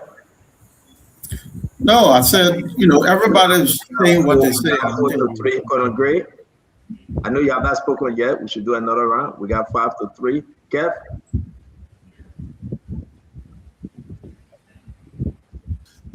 This should be a subject of the day. It's big. So we should do a closing round. We got 5-3. What do you say? We should do a closing round. Okay, big. Well, we got 5-4. I'm gonna say yes, we should get 5-5. We'll go for the tiebreaker, yeah. And the tiebreaker, 1 minute, I'm begging guys. We gotta do this thing right and get everybody involved. I'll bring it back. Henry will be 1 minute. Let me bring Jacob and ask him quickly. Jacob, do you think we should do a closing round? I know you're following the conversation. Kyle said, Kyle, why you give up? I'm not in the back. All right, Jacob, do you want us to do a closing round? You are sufficiently overwhelmed today. You have no escape. So do you think we should do a closing round? We are tied 5-5. What do you think? Yes, I would love to speak on the matter. No, not that you will not speak. Do we do a closing round? After you speak, you want us to do another round? Yes. All right, 6-5. So we'll do another round. That will be 1 minute each. I'm sorry, guys. I try to be as fair as possible. you know, and you can know how the drill is. We got to get the vote. People got to speak. Now let's say one, say all. But let's bring you in. I don't know where our brother Bagura is. Let's bring you in quickly, Dr. Boplet. What say you on the president remark? Thank you, Stanton. Good evening to my friends and to those who listen and watch. Thank you for engaging. Let's keep doing that. I want to say, Stanton, before I comment on the president's remark, there's a comment made about, the actions of the president and vice president, pushing the country to the brink of war. I think we need to watch our words because words do matter. I don't believe this president or vice president are pushing this country to bring a war. Those are strong words. We need to try to stay away from it. We want to walk this path of peace because our best chance for progress and people are listening to us. On the president's comments, there's a thing called figure of speech.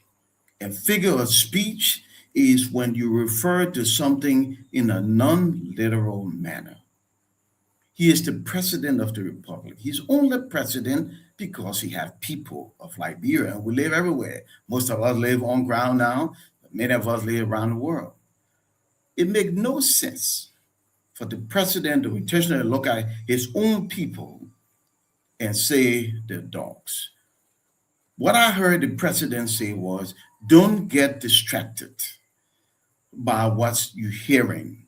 Be focused, be determined, lead. Because the truth be told, you damn if you do oftentimes, and you damn if you don't. So you turn around, you talk here, you respond there. When your time is up, they'll say, look at that man, he do nothing himself. So I heard him say, using a figure of speech, yes, he could use something different. He could say, don't mind the noise in the market, you're not buy your fish, but he chose this one. And it was figurative. The president, in my mind, was not calling Liberians a dog. Anybody who leads people know that your welfare is tied to the people. So if you denigrate the people, you just make your job more difficult. If I talk down to the people at the graduate school that I lead, I just made my work exponentially more difficult. The president of the republic was not doing that. He was using a figure of speech. He was challenging people to stay focused and let's move forward and get something done. That's what I think the president was saying. Dr. Boplat, thank you very much. Ladies and gentlemen, welcome to Spoon Talk. Share the show. Let's make progress. A lot to be discussed today. President Boakai says something. People disagree. People in agreement. It's up to you, right? Did he call you dogs? He said, well, don't listen. Who are the dogs? So it's a figurative expression people are saying, right? Couldn't you use something better, right? You call it the old man and dogs because they're complaining. You remember the president said the people are beggars. They beg too much, right? It's just in line with everything that the president expressed himself to be so angry. Why are you so angry? What do you think is only better that people will come and interpret what you said?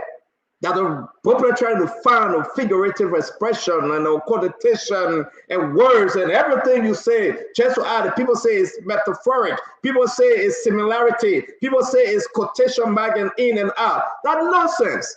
The president said what he wanted to say, all of the better of his gut. And we are trying to interpret. The president called the people dogs. But anyway, that's my own. That's what we are on the show for. Kefiko, let's hear you. And we'll bring in Colonel Remy Gray and CMC Jacob Jala. We go live. Let me say hi to everybody. Stanton, everything we judge people of, not based on one of. It based on pattern. This president, like you said, he called the people beggar. I don't know what the good doctor will say about it. This president went to FOIA and told the Christian organization in FOIA, you should wipe out all Muslims. Take right there. He thanked them. We got some dishes sound. People cooking in your background, man. Let me just mute a minute. Yeah. Let me bring Colonel Gray. Colonel? They're cooking the man food. Stanton, I think all of this, you know, firstly, good day everyone. Madam, how are you tonight, my dear? Uh, it seems as though uh, people are losing the scramble for 2029, so they're hanging on every and all straw that lies on the top of the shallow waters. You know, a drowning man will grab onto anything because they're going to drown anyway. So anything that crosses their pathway, they'll hang on to it, thinking that they'll climb themselves out of the waters. That's what this is. Um, in his own infinite moment, Winston Churchill said, "You will never reach your destination if you stop and throw stones at every dog that barks." That's exactly what that is. Don't be distracted. What you think people don't know? A few years ago, a very popular politician was granting an interview, and he said the lifestyle of being gay is something he struggles with. He don't get it why people are engaged in that lifestyle. He twisted his words, and today becomes a very popular idiom that people use against him, even though they know that he's been married to the same wife and with children for many, many years. That's the losing mentality. When you're losing to someone, you grab onto everything, including the kitchen sink, where you throw everything at them. Um, President Boakai has lived with his people. Even when some of us left during the war, he was there. He's not going to call anyone dogs. Well, we know that. But this is a way of twisting it so that 2029, look, if you don't prepare for 2029, you hold on to this straw, you will drown. Because President Boakai is building monuments that people will be able to physically see 2029. They'll say, you see this? He built it. So as a result, we're giving you another chance. Don't Thank depend on you. this shallow moves. It's not going to help. Stanton. Can I add, Remy Gray? Thank you very much for your time here for Connor. It's good having you on. Let me bring in my brother Jacob. Kev, we'll give you a time for you to finish up after Jacob. Jake? Yes. So first of all, I would like to just use a few seconds of my time to, throw a shout out to our new acting Secretary General. Diamukane is a very young man. So we're happy that the young people are rising in the party, a representation of the face of a great segment of our population. But to the issue quickly on the president's statement that has um, created a lot of discussion across the country, also on this platform. First of all, I'll look at it this way. So now, I just believe that the people who write the president's speech, or if that comment came from the president in an extemporaneous way, there has to be a little bit of deep thinking in terms of analogy that the president can use. Now, to be fair, I don't believe that the president is called a Labrampo dog. Let's be clear about that. I have a fundamental departure from many who have spoken on that comment. I don't think the president willfully, deliberately is calling Labrampo dog. I don't believe that. However, I think like the use of the word dog in our cultural context is misplaced. Because you talk about Winston Churchill, somebody talk about Churchill, but Churchill is British. It's England. The Westerners and the Europeans have a different relationship with dogs compared to our cultural context. So I think the use of the word dog was a horrible mistake in terms of using as an analogy. He probably would have used other form of metaphor to make his point. So I think there where the president potentially stepped on a landmine in terms of usage of the word dog to refer to potentially people, but I don't think he was calling Liberians dog. So I think that was a big slip, and the executive marshal probably need to take some action to rectify that. There are different words in different cultural contexts that can be appropriate. Like in the Arab world, you can't call somebody donkey because donkey has, a pejorative there. It's culturally a dirty word in the Arab context. So that's a simple library. And I think the presidency has. But what are you saying? No, let me give you another quick 15 seconds. Okay. Be very clear as to what you think the president said. You don't think, but they are hiding it. You don't think, but he made a mistake. You don't think, but he spoke all the content and the people must clarify. Just shoot. Well, what are you saying? Somebody said the president called a Brempo dog. I say I don't. So what you say? What you say? Forget what somebody died. You listen to the president comment. Let's listen to you. But again, maybe you're not listening to me. My point was very clear. I said that the metaphor the president used was culturally inaccurate. In our cultural term, we can be using dog to refer to Liberia. That will not settle well for Liberians, our cultural context. So was it? You said culturally inaccurate, so it was bad. It was bad. Okay. You can't use that. He would rather use different. So you agree that the president spoke by saying the people complaining they are, don't listen to the dogs, and it was bad. Which one in it was right? The use of the word dog for me was culturally inappropriate. I would say. So we feel it with you. You agree with the people that say the president was wrong. Again, you feel it. Let go on. You're done. No, you're done. You cannot be on both sides, my man. Take a position. You say it was bad. Then you say you coming out. Coming out where? We go. We left it around. We go, my man. You agree that the man said what he said it was bad. No, then that coming out. One second. I've shared my perspective here. Me and nobody in charge when we agree on a single position. I'll say it the way I think I see it. And that's my position on the matter. Guy, why are you laughing? The man departing from the party line. He violating everything he said before. The global chair said the president called the people dog.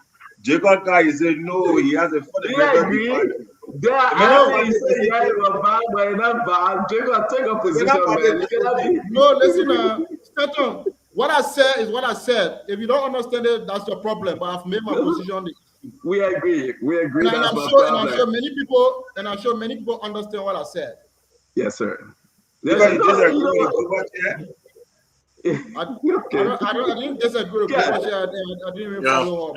Okay, can I go to Ken? Jacob, my job here is to give you guys a hard time because I want you to be straight up. And you can't have it both ways, right? I for and against at the same time. No, it won't work. Kev, let's hear you. Finish up, my brother. So my statement now what about for or against? Jacob. But you deviated from the party line. What is the party line? The line of the global chair. What did the global chair say? So the reason was clear. She said the president called the people dogs. And she got problem with all his statement. How can you differ with that? Canada was suspended, man. Suspended, man, this week. So I said the use of the word dog. No, I gotta go, guys. No, hold on. 1 second, please. When the use of the word dog, the president, for me, was a use of a metaphor. Now, we all want to give me chance. No, listen now. It was the use of a metaphor, and I made the argument that I don't think the president is calling Labrenpo literally dogs. That's what I said. We heard you. Then we said no. You just add literally there. When you said it before, you didn't say literally. You just put another word there. And and that's a cool when I'm giving people a hard time. Cool when English improve. You just have to literally. So you coming back now without literally. I said the president used the word metaphoric like I used. Okay, let's go to Kev Hassan. Because let's go quickly. So I didn't talk about anyone. My position was very clear. Thank you. Yeah, and I think the global chair position was the correct one.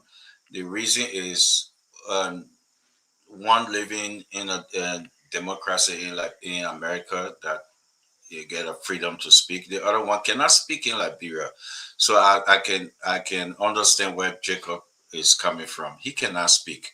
The country is going in a bad direction. He's not disagreeing with Dr. Richardson. No, I will not say that. He cannot speak in his position because he's in Liberia. If I were there I to, can I'll speak be afraid. anything. I can speak anything. So, Don't waste your time. I so can speak anything. let me continue Yeah. this. Just make your point.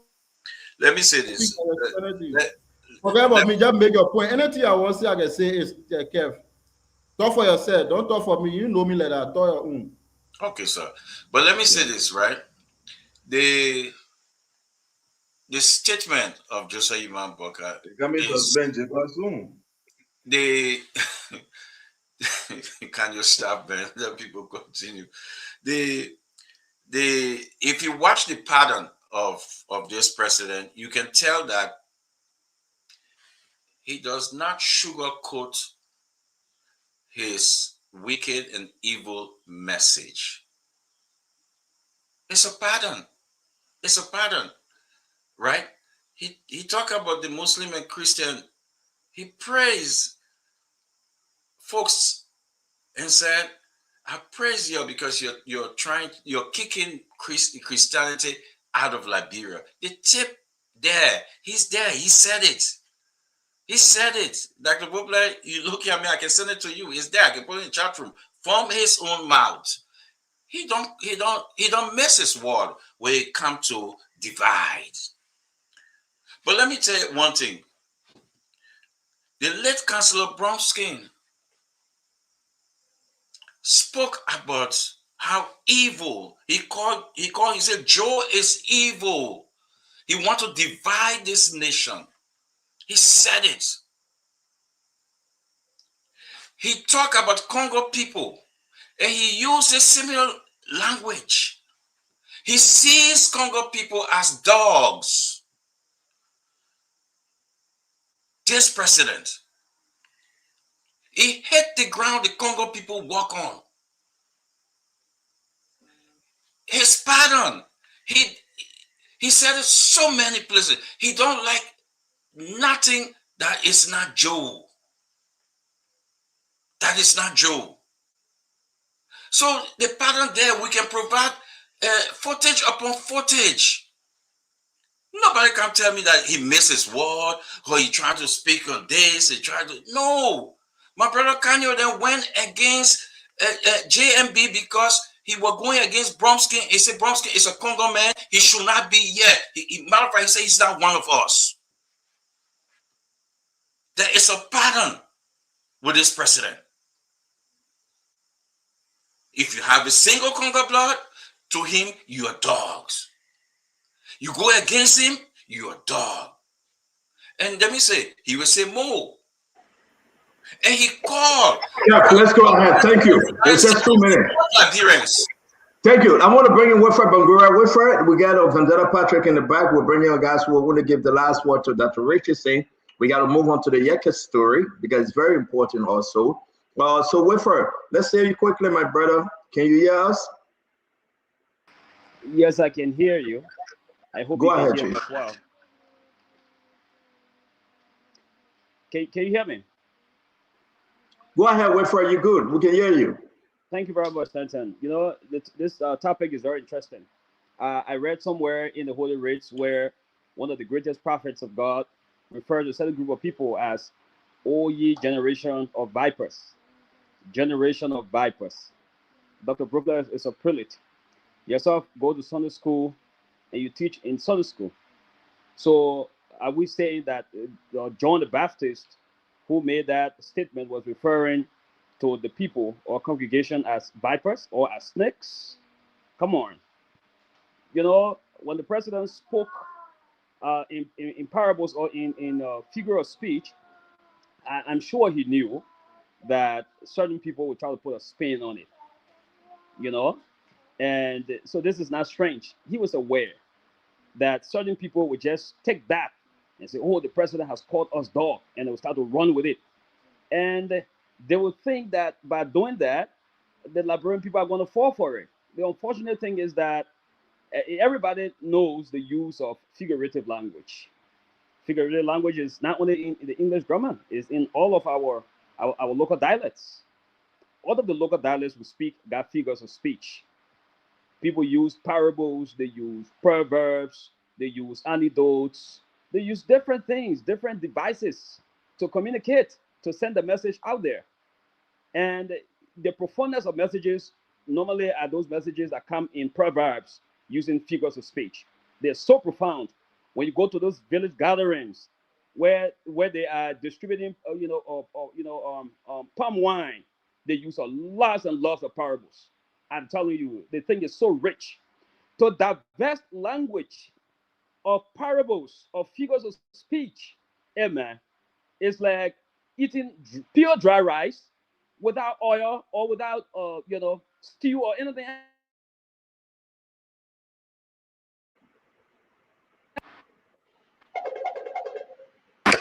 All right, so there we have it. I'm sorry. Our brother having some technical issue. We hope we can have him. We advise brother wait for it. Just go to the studio.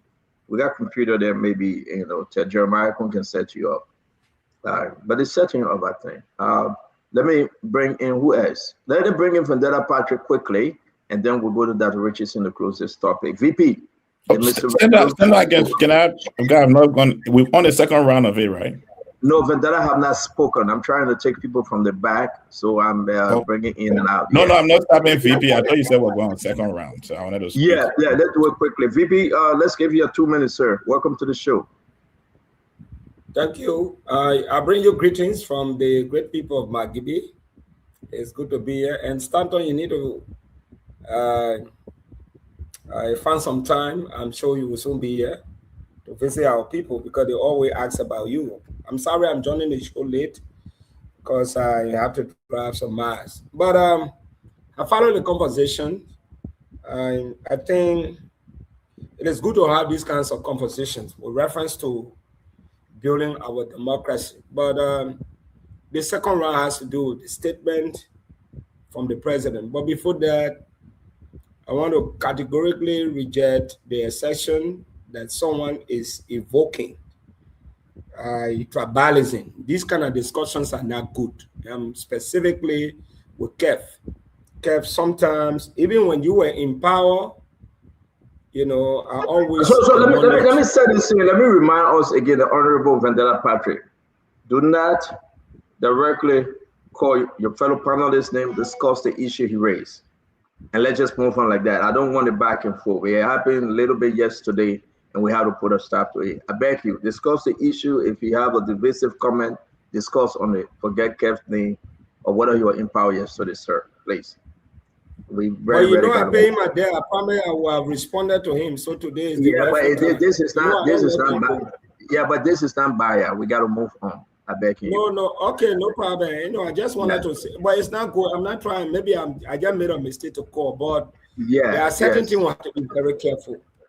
Maybe it's Kev. I apologize by calling your name. You are my big brother, but we should never in any way evoke tribal sentiment. Because we went to war because of that. We can have political disagreements, but we should not use our political constituency to evoke that. Regarding the president's statement, in my mind, I think the president, that analogy doesn't suit our contemporary political re-imaging. I know this president to be someone who struggled. When he wrote a CWA where it was expected that he would never win a student council election because of his indigenous background, he won that election. I would have expected this president. I'm encouraging people around the president to use his story of the struggle, how he endured pain and suffering, when it was expected that nobody would see him rise. He did. Sometimes in difficult situations, it's good to use your public narrative to share your story to win people over to you. Giving story about door backing, for me, personally, it didn't go down well with me. And I think the president misspoke. It is an opportunity to use his values, to use his story, how he endured pain and suffering, when people doubted him that he will not make it. Even now that he's president, when people are doubting him, he should tell his story and restore hope among the people. When people are hungry, Thank you. That's wrong. That's wrong, brother. VP, Mr. Ray Group, thank you very much. Again, I want to appreciate all of you. Why you are now always like me? The people spoke here for almost 3 hours. Just give me like 3 minutes. And then I thank you very much. You CEO, I'm a CEO. Why you don't treat me like a CEO? And then I thank you very much. We'll come back to you. Thank you, Chief. Hey, let's give you the time. I'm going to make plan with it, guy. You know, I will not make plan with him today. I'll let you be. Senator, can I take 30 seconds before Dr. Richardson close on the topic? Quickly, please. Yes, I will take. You see, I think many of us, we are more focused on the dark remarks than the topic sentence of the president. And I want to remind us, this focus on the dark remark is distracting from the real thing the president said. And I'm closing by quoting the president once more. This was his topic statement. We got a lot of criticism from people.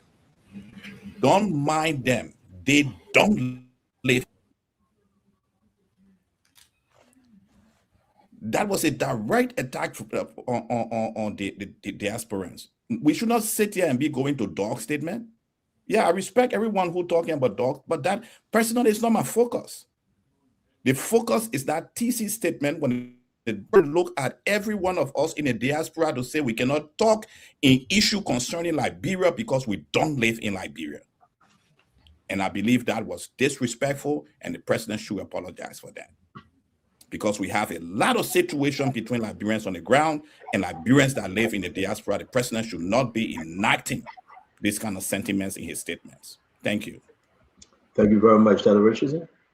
Yeah, I always like it when CEO to CEO talk. But Dr. George, you stole the thunder of my comment. I want to read to Liberians again what the president said. I want to reiterate what you said. We heard a lot of criticism from people. Do not mind them. They don't live here. They don't. Exactly what you're saying is what the president said in a divisive way. He was dividing people who live in the diaspora versus people who live in Liberia, and knowing very well that people who live in the diaspora have a partnership with people who live in Liberia. And we want to maintain that unity and partnership in order for our country to progress. That's the first thing. Yes, I love and what is, and Jacob, you know, that was what I focused on, that statement of that the president said. Now, let's get back. Kanye West has called my name multiple times. And also he had, Henry. You call the man Kanye West? Well, Kanye, whoever, yeah, Kanye Bala, yes, Kanye Bala. And the other person who was on the show, Fubi Henry, who also called my name multiple times as well. And I just sat here quietly. So I want you guys to attend to that. It's the typical sexist behavior, but we'll just leave that for now. Kanye, let me remind you that in 2021, you were involved in corruption in Liberia as a member of the LSCC. For you to come on this show now to be making fun of someone like Jacob Jala, who speaks about collectivist culture and individualistic culture, it's very funny for you to do that. So I would actually advise you to not include making fun of your fellow panelists, such as Joseph Jala, who Jacob Jala, who definitely was saying, okay, that in collectivist culture like Liberia, that he expects our 81-year-old president to acknowledge the difference in culture. Winston Churchill is a British man. He was a British leader. He spoke in that context. In Liberia, we expect our leader to speak in Liberian context. In this country, I cannot say squeaky wheel makes the loudest noise or empty drum makes the loudest noise, because in the United States, they expect me to say squeaky wheel makes the loudest noise. Okay? In Liberia, I cannot say that. I cannot say how I grew up. I grew up to my father telling me empty drum makes a lot of noise. Squeaky wheels makes a lot of noise. So you have to be sensitive to that as a leader. And so when you come up here knowing very well you are involved in corruption, you are called for your ethical behavior. So Dr. Richardson, we have to go. You are branching off. We have to go, Dr. Richardson. Sorry. Again, I will have to control this the best way I can. Will not be personal here. We always love to have the argument based on the topic for the night. Let me move on to say, great show, great first round topic. It's good that everybody have come with their own understanding. But I would say what we have experienced here from President Boakai, it is so regrettable that the president can go ahead and tell the Liberian people that they are dogs. I believe intentionally, because I know President Boakai. Whether you say it was done out of the big English, metaphoric, or whatever the case may be, the president shouldn't have said that. It was wrong. The president owed the Liberian people an apology. The president's statement, like our brother Dr. Joe said, right, is divisive. To tell you the truth, they are not from here. No, President Boakai, we are Liberians too. We are. No, President Boakai, be reminded, we spoke, and our children, our loved ones, our father, our mother, our grandparents, our cousins, our relatives, they all listened and voted for you. No, President Boakai, you cannot bring division of this kind in the country. We have passed that. You cannot bring cultural division. You cannot bring religion division. You cannot bring division holistically in our country, and you're saying that you're reconciling the people. No, you cannot do such. And I think the president heard. So those of you that support the president, you're telling us to continue. Then you continue to talk. Whenever you open your mouth, you say the people are beggars. The people beg too much.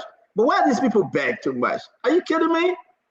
The president said that people beg too much. There's a reason why the people beg too much. You know what, Emmanuel George, before I close, you were there for 12 years. What did you do for them as vice president?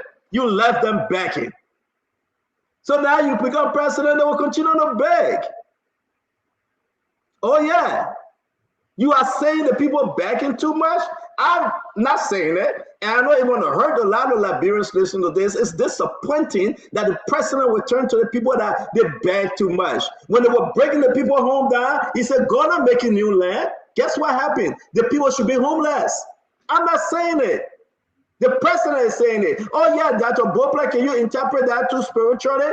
God is not making new land, so let the people be homeless.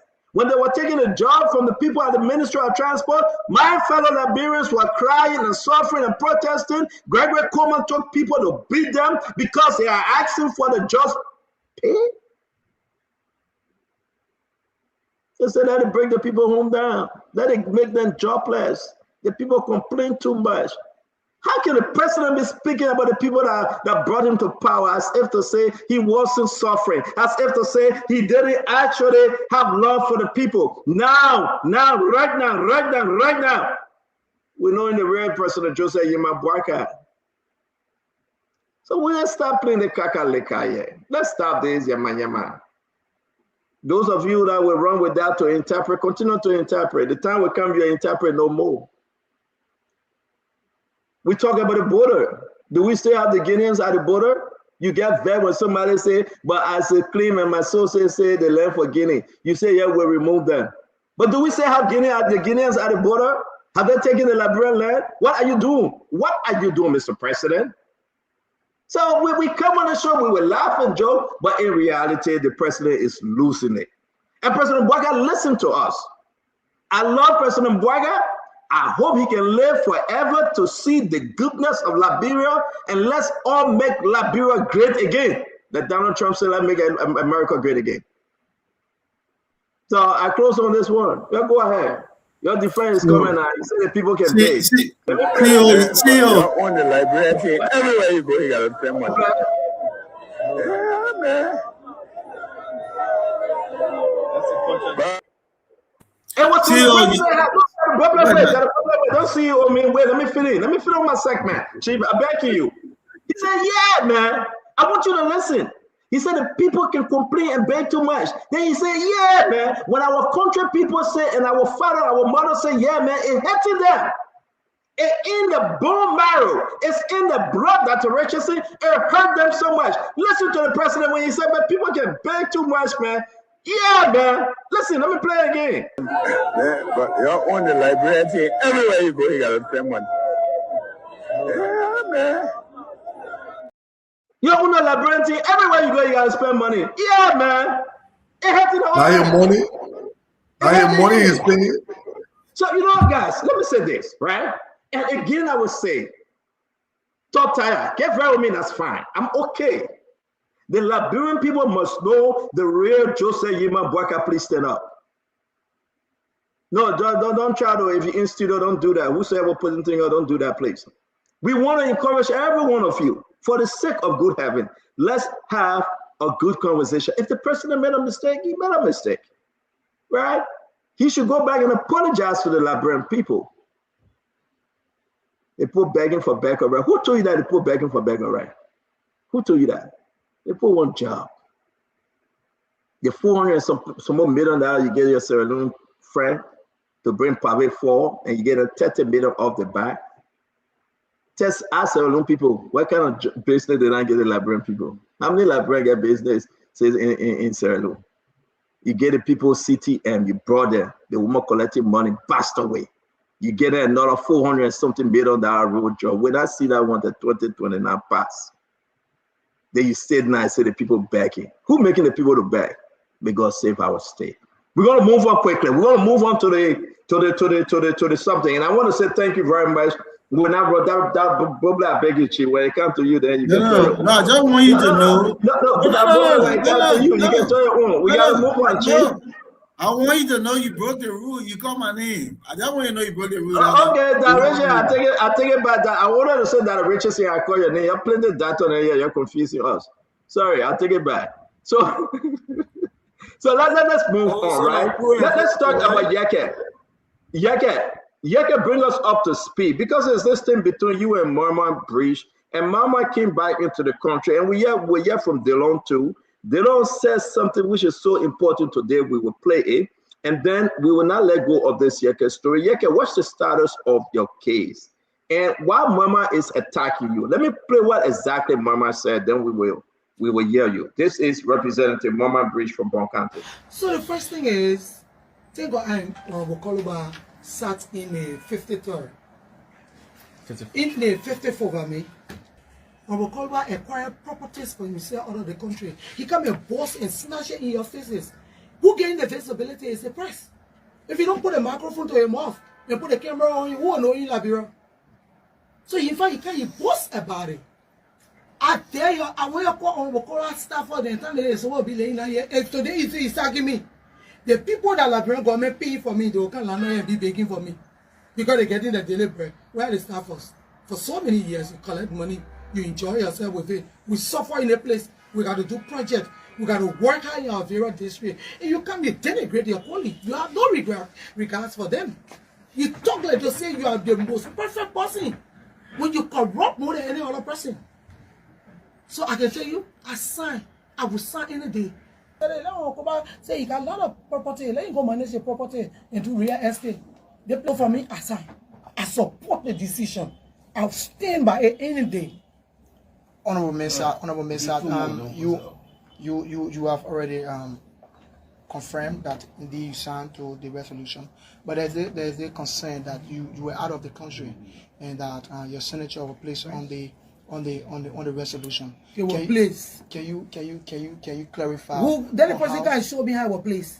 So first of all, I say I need support. Somebody say my signature was placed, tell the person to come. How did it sound to the resolution? My dear, I support the expulsion of Honorable Koluba, and I stand by it. And anytime that people come before me, I'll close my eyes and Thank you. So what actually the representative is saying here? She signed, she didn't sign. The people come, she will sign, but she already signed. But she hit Yeke that corrupt man, Yeke get all real estate around the world. What Brother Mama is saying. So who signed for Mama? When did she leave for the ECOWAS assignment? Right? Who signed for Mama? Because she said she didn't sign at the end of the day. Did they call Mama name? Let's listen to the roll call. One county. Honorable James M. Cole sign. Honorable Prince K. Koina sign. Honorable Josiah Marvin Cole, no sign. Honorable Robert F. Womba sign. Honorable Eugene J. M. Colley, no sign. Honorable Mema Priest Mensa sign. Honorable Fode F. Famula sign. Huh? Mama Priest Mensa sign when she was all over the country. Then she said if they bring it to her, she will sign. Yeah, what's going on? How confused Mama can be confused like that? And Mama and my sister will call, by the way. But what's really going on, Yeke?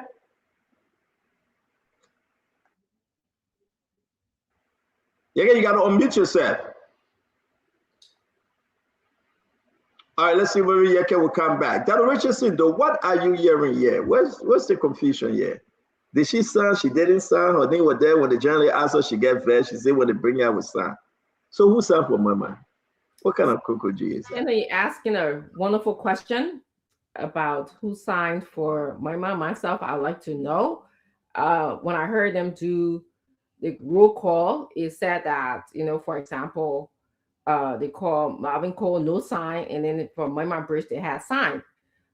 In this country, if you sign for somebody else against their knowledge, or if you just sign any paper using somebody else's signature, it is fraudulent. I can't even sign my kids or my children's signature. It's fraudulent. So it needs to be clarified. How did she sign? Who signed? Did she sign her name? And we'd have to separate if she supports, the expulsion of Yeke Koluba and signing. Those are two different issues for me. Signing is a crime, and it's a big crime. So that's what I have to add. And again, Yeke is coming back, but it's so confusing, Dr. George. Who signed for Mama? Did she sign? She didn't sign. Who signed for her? Her name was called sign. What's going on here?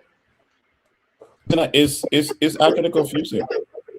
But I don't know the rules of the house or how the signature is appended to documentations, whether they can use electronic signature or they have to be present to sign.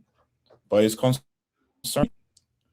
I wish he had answered that question because it's a serious question that he answered. Unfortunately, she went in another direction.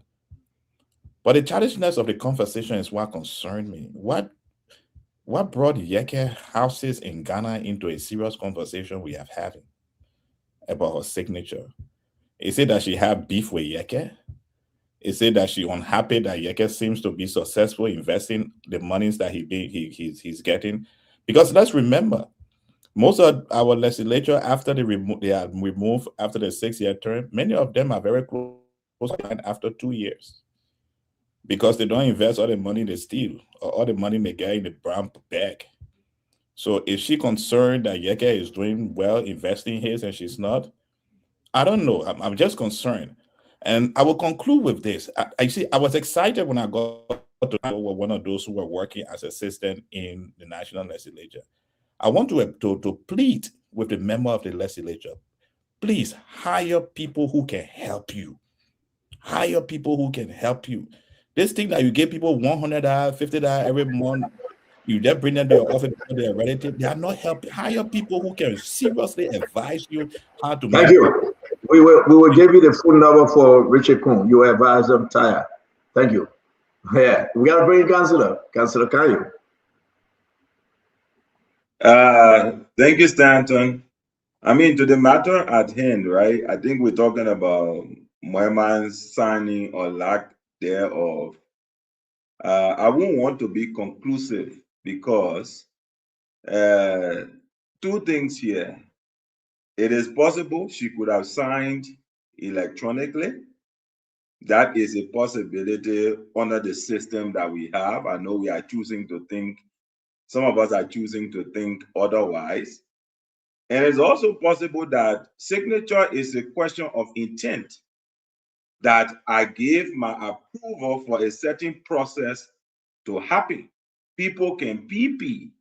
PP, the only time when you sign and it becomes forgery is when you sign and you are purporting that the signature is the person actually signing. But if you are not purporting that, and you PP and write the person name because the person has given you approval to do so, it is not forgery. It is effective signing because the approval has been given. I think what we listened to was Myanmar saying very clearly that she approved the decision and therefore her name was appended because she approved it. And if that document was brought to her to physically sign, she will sign it. In the reading of the roll call, naturally, once a PP is done, which indicates that approval and that name is written, the clerk will announce the document as signed. So I think we just making, a molehill out of a mountain here. She gave her approval, the thing was signed, and it is effective because she gave her approval. But before I go on the matter, CEO, it's very important for me to call you to a point. In our chat room, you made a point about personal attacks on this platform. And I've made it variously known that it is at my disposal to attack anybody variously. We have refused to do so because you asked that this panel must respect civility. Dr. Richardson has made a very sweeping and erroneous statement against my reputation. She claims I was involved in corruption. I, Kanu Bala, was never, ever involved in corruption. Allegations of corruption against my person. Stanton. There were allegations. Look, Stanton, I'm making it very clear. There were allegations of corruption against my person. I was never involved in corruption. Dr. Richardson, you are the one who insulted somebody on the platform. You ran away. You had to come and apologize. Let's be civil here. Let's have a constructive conversation here. Because so, Councillor, I agree with you. Councillor, I agree with you. And that's why. That's why you see, I asked Dr. Richardson will not go there. You are quite correct. We will do it in the chat room, Councillor. To overstep or boundary and so, Councillor, the only thing we can do, we listen when people go that far, we stop them. Because you don't know the mind. Because Dr. Richardson said Councillor, I'm on my phone when we're on the show. If you hear me talking to somebody, it's not about the show, Chief. Okay? I'm here back and forth, and right now I want to bring in J. Melvin Cole because he said that people could PP for these kind of resolution. We got Representative J. Melvin Cole. Representative Cole, welcome to the show. Yeah, thank you for very much for this opportunity. I want to say good morning, good afternoon to everyone that is listening to me. Representative Cole, Councillor Bala said that people could PP on the removal of Yeke. Maybe that's what how you call Mama Bridge did, because she wasn't in the country. Was that allowed that someone could PP? Nobody, absolutely wrong. And I'm hoping if that Councillor Kanu Babala, who said that I think he needs to retract his statement, it is completely against the very rules that governed the House of Representatives day-to-day operation, because the intent of the resolution is to get the individuals who are going to sign. The first thing, you have to be present to affix your signature, because we are talking about 49 individuals or 49 lawmakers who will affix their signatures to have somebody removed. So there's nowhere in our rules. And I mean, it's unfortunate for somebody who should be a law-abiding person trying to make those kind of comments for the public. I think he fell short, and I think he need to. The thing to do is, the moral thing to do is to apologize for that statement, because there's no way I would be in America and be voting. Nothing in our rules that require any individual voting for an extension. That absolutely nothing. You have to be present. You have to read the resolution and affix your signature. And our rules clear that those kinds of votes must be taken by hand counts. So it means that how can I be in Nigeria and then raise my hand in section when our rules saying that you should lift your hands up to say, yes, I affirm my signatures on this resolution on the basis of ABCD. Thank you very much, Representative. No, thank you for taking our call. We appreciate your clarification. Thanks a lot, Chief. Thank you. Yes, sir. Let me bring in Yeke Koluba. Yeke, talk to us. Welcome again. What Sorry, say you about Mama allegation?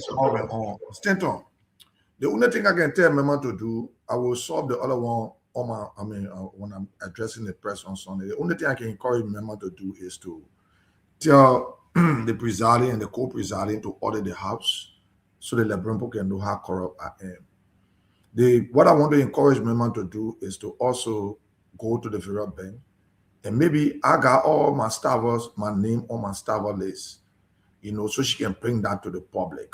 Stanton, if I don't respond to Mema will keep driving the way she's driving. The Lebron will know who all Mema who all Mema got in her office. The Lebron will know what Mema is using her money for on Sunday, not on your platform. Because, Stanton, for each time I want to speak about Mema, my wife will come and say, forget about Mema. Leave Mema. You and Mema come from a long way. I will take the telephone, I call all her people there. I say, tell Mema when she want to discuss the issue, let her go to the issue. But Mema bounced the ball today. Stanton, as long as Mema has bounced that ball, the rule will change on Sunday. And she will regret ever going personal with me. Stanton, I want to challenge anybody to order that house. If I'm corrupt, you will know. Why we can't order the house? I've been calling for order. Chairman Musa Ability and myself have been calling for order with other people. Why we can't order the house? They will know what make Mema to call Speaker Kofa to go. How do you do this? You good. Go ahead. We're hearing you. You're good. Sorry, I'm not used to the laptop. I'm used to a MacBook. So it's giving me some problem. I'm not too used to it. Stanton, Mema have caused problem for herself, and she will regret it. I can assure Mema that she will regret it on Sunday. Mema will be hit very hard on Sunday. You're not going to fight her, right? You're not going to harm her. No. Just you talk. That I will talk very hard. Then next time, Stanton, when you want to say Yeke is corrupt, you'll be able to order the house. Let the house come and say, in the first place, Stanton, you right here to even give my development money. The list boss say all kind of things. Mema look at me and say I'm the most corrupt lawmaker. I can assure you, Stanton, next time when Mema hear my name, she will go wait to Kakata, my name will be more here. So I don't want to. Let me bring the other one quickly before the Boakai and the rest of the guys come in. What's the status now? You went to the Supreme Court, then what? So, Stanton, we are before the Supreme Court. The case is very interesting, Stanton. The case is very, very interesting. So we'll file a build-up information that the people need to respond to. Stanton, common sense. How will you be in session? You say you didn't see nothing, but you're asking the chief clerk. But the chief clerk, it is true that the Supreme Court sent people here. You not know your wife was pregnant, but you know you ask a woman you not deliver. Why will you do that? Why are you disrespecting the Supreme Court? Why? Other courtesy. Why they couldn't take the telephone to call one of the associate justice? Why Rachel couldn't take his telephone after the whole that? But they were interacting with communication. The chief clerk writing what about it? James Colette writing the chief clerk to find out. All that time you taking, why other courtesy you couldn't call the Supreme Court? What happened with, let me squeeze this in because the guy that kind of want to squeeze it before your internet go up. What happened with this Sekou Kanen, that district number 2, Musarado County? His phone call that he placed to the alleged phone call that he received from Chief Justice, but say alleged because that's why it's going around. You know, so when Sekou Kanen told me nothing, want to have a press conference on Sunday, telling the Liberian people what Sekou Kanen said. You know what happened, Stanton? There was an interaction again. Sekou Kanen sitting there in the car recklessly, in the face of his security, discussing how he and the Chief Justice had a discussion, and the Chief Justice got angry with him why he should say what he said. And the Chief Justice told, according to the discussion in the car, the Chief Justice told you have to have press conference. and talk about what Yeke said. Press conference on what? Press conference on what? Well, I said, Sekou Kane, the representative of District Number 2, said to me that when they went to see Mr. Boakai, the day they carried on an illegal process, there was an interaction with they and Mr. Boakai with the knowledge of the Chief Justice, where, according to Sekou Kane, it was the Chief Justice that advised them to say, you go and say you didn't see the people. So, according to my information, in the discussion in the car, Sekou Kane said the Chief Justice heard it. When you were discussing in the car, how I too rude, I made the Chief Justice to talk to him in a small ball. And the Chief Justice told you need to have press conference and say something about what you can say. And that was how Sekou Kane had a press conference, according to the discussion in a car with the securities. Wow. It was the Chief Justice that caused him to have that press conference. So yeah, I gotta bring in that ball play. I think Kanyo, you spoke, right? You spoke on this issue, right, Kanyo? I think we're going to not on the specific issue. No, you spoke. Then you brought in the Richardson issue. Yeah, you spoke on it. So let me bring in that up. Yeah, on the issue that's what we call the service and the Supreme Court thing again. That is it. I didn't speak on that. Yeah, that's what we did. You shared that the people that take PD, and I had to call Reverend Coach. So I think you did. That both let's hear you. But one thing that is so interesting, let me play Delon, and we incorporate everything here because Delon now said, hey, no, what the process was illegal. I think that's what he said. But let's listen to Senator Darius Delon. And good governance. There's always a place where the law has checked or stop. My take is I will have to cut it because it's 4 minutes. Yeah, I told the guys cut it. Nelson, you got to cut to the point where they don't say that, please. We cannot play the entire 4 minutes. Dr. Bople, let's hear you. When we get to it, we'll play it. Stanton, Evan Cole is a representative. He works on Capitol Hill. I don't. And I'm not familiar with the rules. He came and said you have to vote, raise your hand, something like that. If that's the rule, then that's the rule. I will say though, in 2026, you should have options to vote. If I am in the US and I read the resolution, I should be able to vote electronically. I should be able to call in my vote. Without proper vote, yes, no, yay, nay. But again, I don't know all of the dimensions of the options available to the House for the people to vote. So I can't really speak beyond that. If the rule is only be in the room and read the thing and raise your hand, which I think is limiting, then so be it. They need to look at other options of voting. So I can't say beyond what the representative said. He's there, and he should know the rules.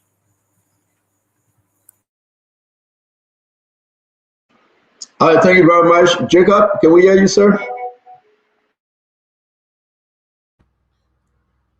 Yes. So on the topic about Representative Briggs' signature, I think, yeah, it says it. I listened to her interview. It was so unclear to me what her actual point was. Did she sign the particular signature in question? Did she put it on paper? Did she not put it on paper?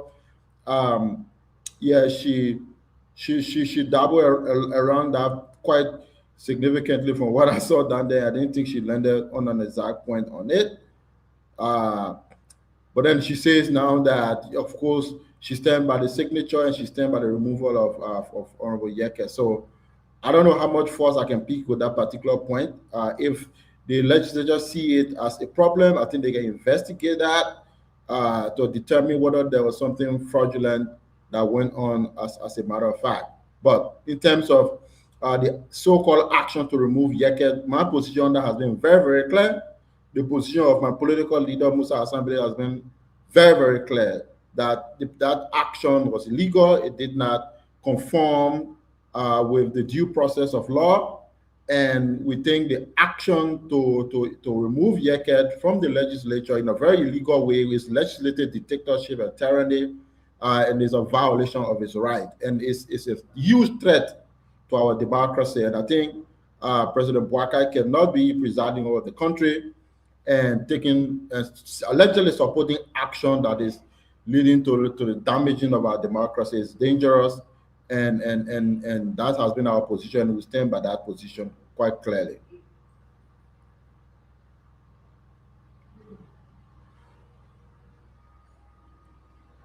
Phoebe, go ahead. So I think there is some level of controversy here. And as a legislator, he shouldn't be telling you what to do. Fubi, you're not the one moderating, so just shut up. Don't tell him what to do. You're not supposed to talk here. Respect each other, man. Fubi said the memo go ahead because maybe that Richardson didn't come in. It doesn't matter. But just say one crowd more than the read. Let be so, guys. Let come back on track. Go ahead, VP. Go, guys. Let come back on track. VP, please go ahead. And Chasing, beautiful wife can call him my most handsome husband. Now he behavior, you what do you in caucus? But CEO, and I think Madam Briggs, personally, I'm very disappointed in her contradictions, her inherent contradictions. There's a video circulating on social media. She said she was not in the country and she questioned the legitimacy of the process.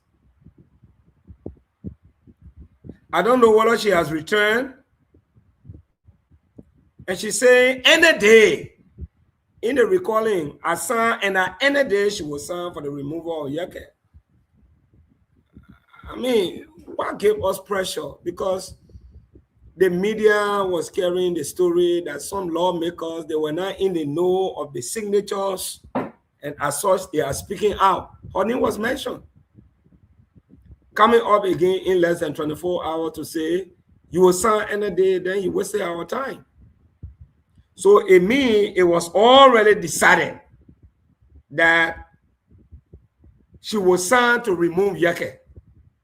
So where the pressure came from to have spoken like that? Look, you want big goat, big goat. You want big sheep, be a sheep. If you have decided that I will sign any day to remove Yeke, just go ahead and do it. But these inconsistencies, it's not helping us. For me, I'm very disappointed. These contradicting statements, when I come back in the country, we'll have to investigate, and in no time, you will sign any day. You signed before. Look, if anybody doesn't like me, just state the fact and move on. But I Thank you very much, Chief. These are the problems we have in the legislature. One day, people jump outside. When the public beat them, they bounce back inside. It doesn't work like that. I mean, I don't know. But anyway. Yeah, VP, thank you. I mean, let me take you off the last one you just said. The inconsistency, VP. You know, people don't have balls to sit and say, yes, we'll say what we say and we mean it. Listen, Eric Saward from California, we followed that story. You know, the allegation came up against him. Democrat came back and said, my man, you got to go. Straight up. You know, there was Regent Speaker. They already put the allegation against him. You got a bunch of people protecting him to be Speaker, right? And these very women couldn't come up and tell him, my man, go. But these are the women saying that, you know, it's so pathetic that we find ourselves in a bad spot right now. But again, we speak to Mama Bridgman, you know, I think it's awkward. Her position here is very awkward. And I think it's bad for her district. We'll address that in due time. Fubi, have you spoken? Fubi, can you go ahead before Jefferson and Kev will play the Delon video, and then we'll move on to the next topic, which of course will be the printing of $79 billion. Whew. $79 billion. And Pala 4, don't forget now, the president of Sierra Leone, what's his name? Bio? Marabio, a Peking eating almost $500 million from the Liberian people. CTN is right there again. Marabio involved again. They eating all the plenty money. But which company in Sierra Leone say Liberia own company? Which one? Right? But taking all the resources and giving it. Now, man came to Liberia and say it's good to eat Liberia money. We'll play that video. Yeah, well, yeah. How can we get power for that money and allocated almost $50 million on the side as for kickback? Or Sierra Leone company with all the construction company we got in the country. They want to look for Marabio picking to gain almost $500 million contract. But Fubi, let's hear you. Let's hear you on the Yeke story. I know, we know what you come to say. The Constitution is not above the rule. So let's hear you.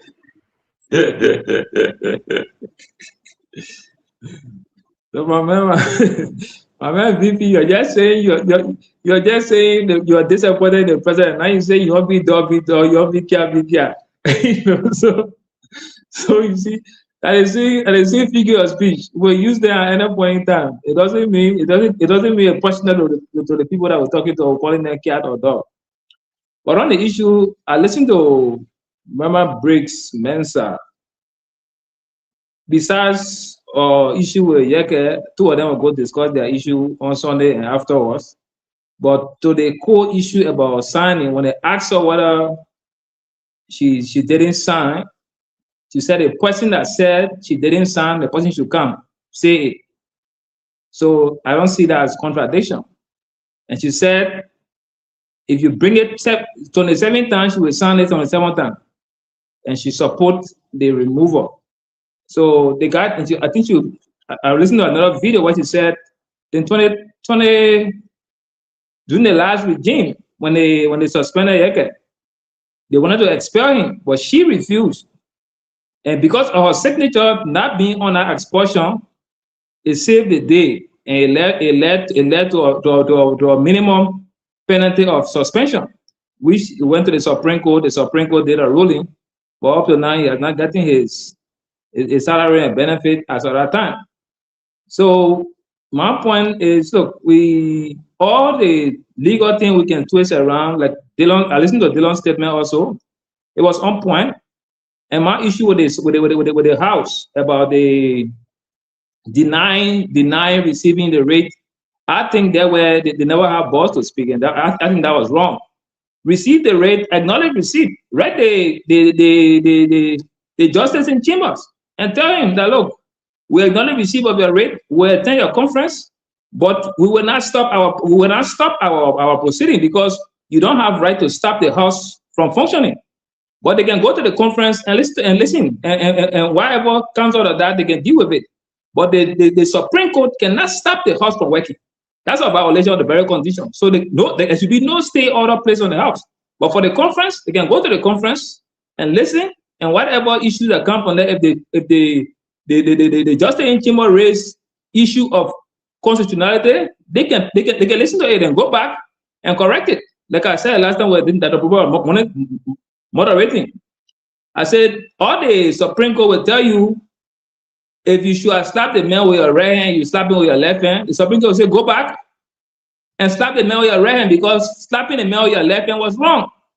But the Supreme Court can stop the process of expelling because that's a constitutional mandate given to the legislature. That cannot be stopped by the Supreme Court. So all the team need to do is to fight to secure the bare minimum that can prevent the colleagues from expelling. That has been my argument all through. All the legal process will go back and forth. By the end of the day, it ends with the numbers. If you cannot secure the number to prevent the expulsion will hold. If you secure the number to prevent the expulsion, you nullify the guy's action. So that's where the real political place should be instead of trying to run the legal. Fubi Henry, thank you very much, my friend. I want to say to all of you, after this, we get 1 or 2 more to close on. With 17 minutes left, please give it your best shot. We appreciate all of you that joining us, especially you joining us today, Yeke. I have more questions for you, but let me bring in Jefferson Chelsea, Kev Hassan, and then we will move on. Jeff? Thank you, Stanton. And Stanton, let me re-emphasize here that the actions of Boakai, Kun, and his gang of thieves will definitely take us to the brink of war if they don't stop. Everything Boakai is doing currently, those are the exact things that took us to 1990 war. He needs to stop. We pay it expensive for this peace, and we must enjoy it. His leadership is reckless, and he's leading from the back. You need to stop destroying our laws, stop disrespecting our laws, and stop making our country chaotic. And on the other topic, I want to thank Honorable Cole for erecting the necessary checkpoints for misinformation and lies that have been spread on here. Thank you, Honorable Cole, for correcting the lies.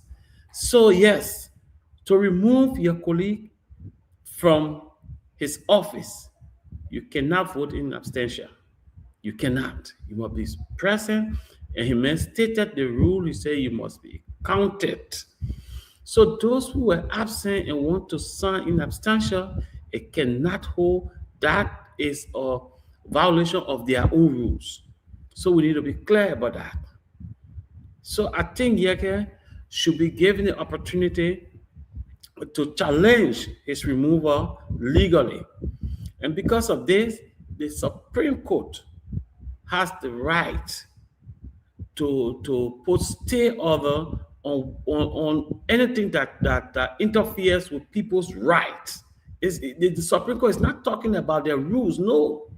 The people's right, anybody right that has been violated, the Supreme Court has the authority to correct it, to put a stay order and make sure that the person's right is protected. That's what we're saying here. If you want to remove Yeke from office, you have your rules, they are clear, and then his right cannot be violated in that process. He has the right to be heard, he has the right to face his accuser, and he has the right to defend himself. He must be given the right to defend himself. I mean, in any form, the House of Representatives has this quasi judicial power. So yes.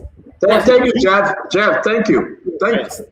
Thank you very much, Jefferson. Kev, can you come in? We got to run. We very jammed with time here, please. You know, sometimes some things are very, very, very, very simple. Mema Bridge is only attacking Yeke because she want to maintain her seat. She want to maintain her seat at ECOWAS. These are some of the wishy-washy behavior of Mema Bridge. All she want to do to maintain her seat. You see, you have to speak that way. Even though she did not sign, she was not in the country, but they told her, go and make that press conference. And while you at it, attack Yeke viciously. Tell him that he's corrupt. You remember the first thing on fanatical for that corruption they put on him before they come back to another thing to move him, So what Mema Bridge is doing is you have to dance to the song. If you don't do it, Stanton, she will not be there. They will take her off. They will move her. The country is being ruled by decree. That's all. That's what's happening now. That's all. Oh, guys, open your eyes. The country is being ruled by decree. Mema Bridge don't go this way. She will be removed. They will get something on you. They couldn't get something on Yeke. They say, you know what, let's move the man. The man we can get the man. Yeah, Yeke, yeah. They're begging so many times. Say, my man can't join us. My man, like your government this. You brought the government, can't do it. Yeke say, no, I will not do it. I will not do it. They say, you know what? Yeah, I have to interrupt you because Melvin Cole want to just correct something quickly, please. But Jim Melvin, go ahead, Representative. So during our crisis, you listen to the majority to conduct business and what have you. The Constitution, simple. When we all arrive in chambers, the first thing that happened is the press and everything conducted. What legitimizes that section will be the roll call. When the roll call is conducted and we cannot get quorum, you will not conduct business. So you can't be in Ghana, you're not in section, and then you say you can participate in section. That was after the roll calls, the clerk will announce that we have 25 members in chambers that are present, 10 distant, and this person that play.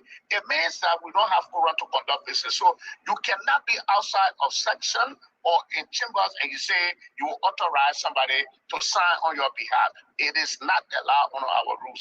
I just want to make that correction to support the business for somebody. So let me ask a quick question because it's good, and I know we're having a studio one of these days, but let me ask you though. The entire process, as they said, they removed Yeke. So do you agree? Is Yeke the spell? Tell you, I think the process was fraud, and there was no reason to be hasty to do the thing they wanted to do. And the second thing somebody said, 49 individuals believe that affect their signature document. Those 49 can come right back in session and reaffirm that signature and remove your care. What wrong with that? Respect the Supreme Court. So I didn't get an answer to my question. Is Yeke the spell according to everything that happened? You were present though. What say you? Do you think Yeke is a spell? I was present. Let me make that. Oh, you are absent? Correction. Thank you. I was not in session because the reason why I was. So when did you sign no?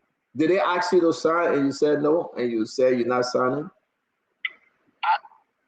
The very first time I was ever approached to have Yeke removed, I signed no to that. Because the reason when was that? When was that? When was that? Please. That was more than 2-3 weeks ago. Okay. When the alleged statement was made by Yeke, the procedure in my mind I thought was the Ministry of Justice should have written the House to ask the House to turn Yeke over for investigation. And that would have been investigated by the Ministry of Justice because my understanding of that statement was treasonable. So Yeke should have been investigated, sent to court, and then we take a decision to remove somebody who is convicted, cannot serve here. That was my point. I do the alleged statement. I support this government on the issue of Solomon, the Guinean and the Liberian border. I support the position of the government, but I think that was a procedural error. They should have allowed Yeke to go through the Ministry of Justice for investigation. Maybe cool. Thank you very much, Representative from Boakai. The rules of the administration, and you deny him after you've written him that no, you can come along with a lawyer. Then somebody say, oh, there's a procedure. You wouldn't come with a lawyer and a lawyer can't talk. There's no procedure. I've been chairman, I've been co-chair on the Committee on Rules of the Administration for more than 6-7 years. And I've been chairman for more than 2 years. I was presiding over that. I know the rules. So when you ask somebody to come with his or her lawyer, it means that that person is not going to make any statement. That person will be guided by their lawyer. And how you guide your client? When you ask questions and the lawyer feel that that question is entrapping, the lawyer will erect the checkpoint. The lawyer should be given the opportunity to speak on behalf of his or her client. Thank you very much, Jacob. Thank you, Jacob. Thank you very much. We appreciate it. Also, let me go ahead and play the Dillon clip, and then we can close on this one. Dr. Richardson, after this, today's Tuesday. I got to go to Bible study. I know you and Dr. Bopla will handle the show henceforth and to call order. We didn't get to the rest of the topic, but we hope we can get to it. It's been a very, very interesting show. But don't go too far, Yeke. I want you to listen to what Senator Abraham Darius said.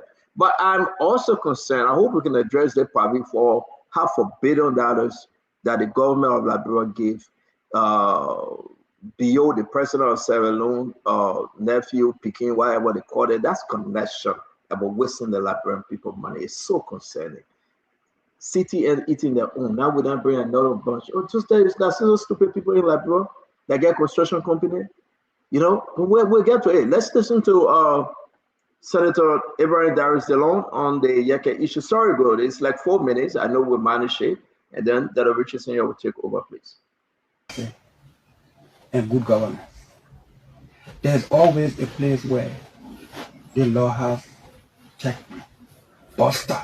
My take is for the respect for the rule of law. Look, Article 38 of the Constitution says each house shall adopt its own rules of procedure, enforce order, and with the concurrence of 2/3 of the entire membership, may expel a member for cause.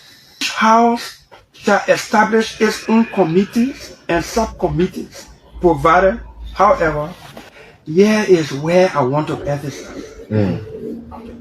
All rules adopted by the legislature shall conform to the requirements of due process laid down in this Constitution.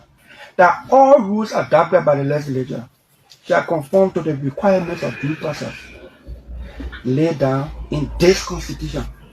And say due process laid down in each house rule. Each house don't have their own due process. What would determine that? But in my mundane view, no. Due process was not accorded. Let me make it clear. I'm not here in defense of Yeke.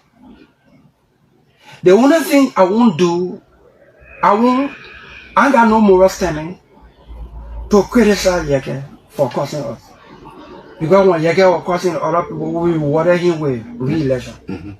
I got no moral standing. I didn't carry to all one India. But to deal with Yeke or anybody in the legislature, any lawmaker, rely that Article 38 that you rely on to do your own rule and enforce order, it gives you a consequential guidance. You must do it in keeping with due process.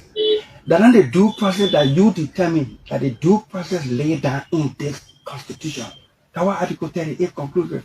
When you want to do administrative disciplinary action on a member, or even holding somebody from outside with contempt, where you can fine them, you can send them to jail, where the liberty, constitutional, fundamental right to liberty, freedom will be affected, that person is entitled to due process of law. And that due process of law is not determined by the rules of the legislature. It's determined by the Constitution. It's determined by the Constitution. I didn't come here to defend Yeke.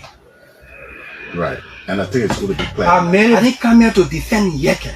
I came to speak to an issue, even though Yeke may be the subject of the issue. Any administrative body develop the tendency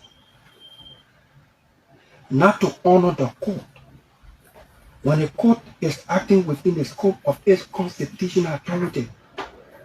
It becomes troubling for any good citizen, whether you are a lawmaker like me or not. You can understand the politics. And I don't care what I do, I didn't come here for Yeke to go back. I came here so we can continue doing this like this. You get your number, you get your course, get a man due process. Kabina Janet, like you or not, that's a former associate justice. Kabina Janet was on that bench for years. They were giving ruling on due process. He knows what due process is. He was representing Yeke. He knows that as a lawyer, in any process, any hearing that has to do with rights,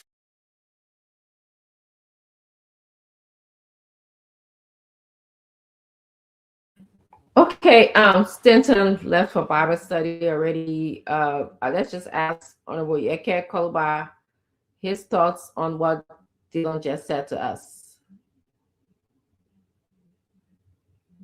Honorable Koluba?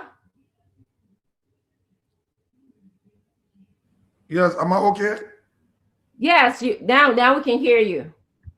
Do you want to share your thoughts on what you just heard from Dylan? No, I think Dylan spoke well. The issue is, I don't care what I do. Mr. Boakai said he will fight me. So I got a lot of people helping Mr. Boakai to fight. Because I say, I get the Zopeno, other than trying to talk to my in-laws from Grange there, pushing them If you don't sign the paper, you know they put to Martin something, it will stop on you. You know, I know who are fighting me. I got Asen Yenebo fighting me. I get Zopen fighting me. They are in the vanguard. And that is why I said, look, Dr. Richardson, come with the process. Let's go through the process. Get the number. Capital Building the number horse.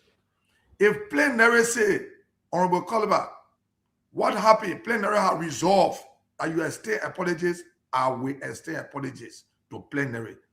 But for somebody to tell me, say, go pay Joseph Boakai, I can never do it. Yeke Caliber, if that one will make me to remain being represented, I don't want to represent the job. If that will pay Joseph Boakai before Yeke be represented, I will never ever. The day I pay Joseph Boakai to take inside, let God take my left. I can never do it. It's not in my DNA. Because I've not done nothing wrong, and I've not done nothing wrong, that Richard say. I got problem with my current, so I just want to close and leave you on the show. I want to tell the district number 2 representative of Montserrat County, when you're doing your thing, try to respect the Chief Justice. You did the same thing when you sat down there. When 45 call said to the Chief Justice that liquor talk, you and the Chief Justice said something, according to you. You sit down in your car with your security and getting angry while the Chief Justice should talk to you, that small boy, to tell you need to have press conference. It's wrong. You need to have privacy. Don't bring the Chief Justice name in your something. I'm not afraid. My communication I wrote for the impeachment of the Chief Justice, I still maintain it. But you need to have some respect for privacy. You can't say somewhere, according to you and the Chief Justice talk, in the presence of your security, you're there getting angry. And everything you and the Chief Justice discuss, how the Chief Justice told you to have press conference, you discussing it in your car. You're too old for that. You're too old for that. You need to stop it. Because some of the people just in our house, just to chop. Or just to nothing. Everything that come there, Segu Kone will pass it. What kind of man are you? Your second time coming to the Capital Building, you don't have moral, you don't have integrity. Everything that come, you chop it. I disappointed in you, Segu Kane. Let me say thank you for the people that are watching the show. And Dr. Richard say, let me say thank you to everybody on the show. I have to leave. Thank you so much. Thank you, Honorable Kalua. Fubi Henry, we can start with you. In terms of closing, we're going to be doing our closing right now, so you can just go ahead and close.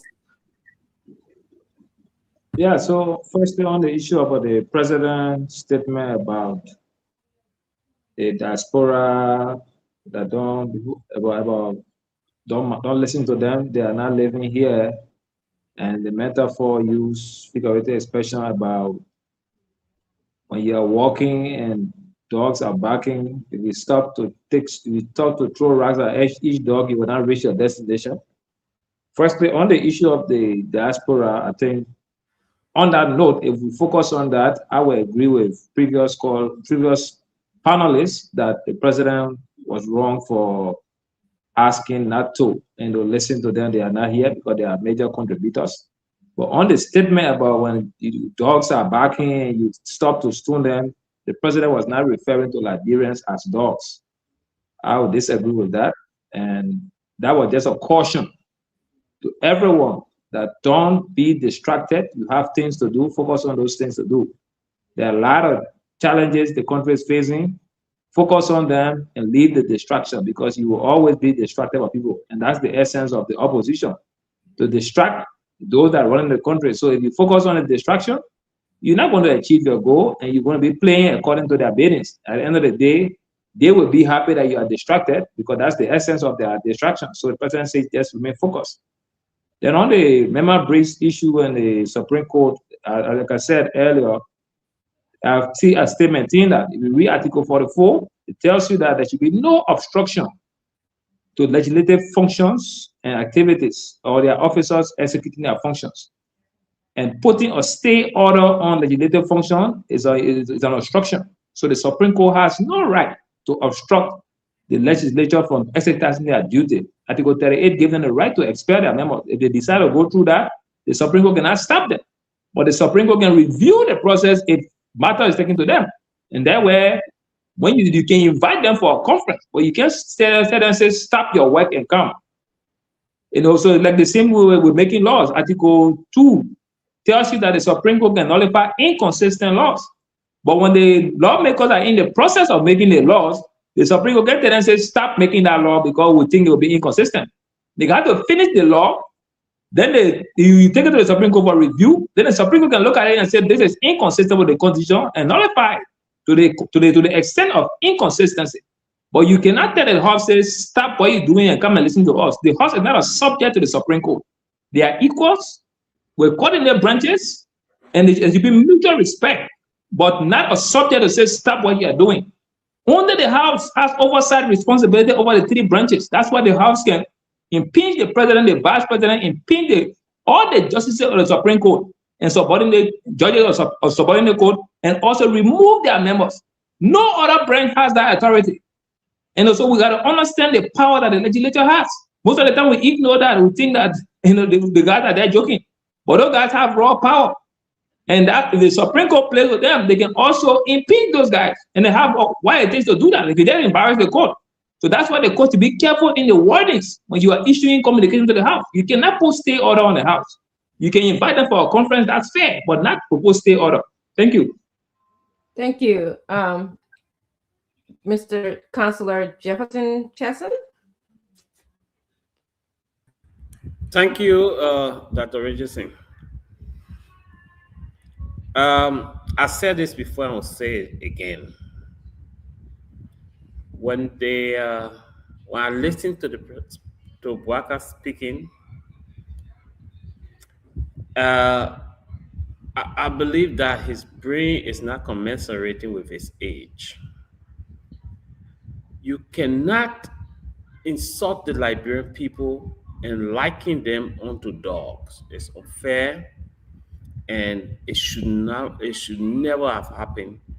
And Boakai owes the Liberian people an apology. You are about 82 years old or more now.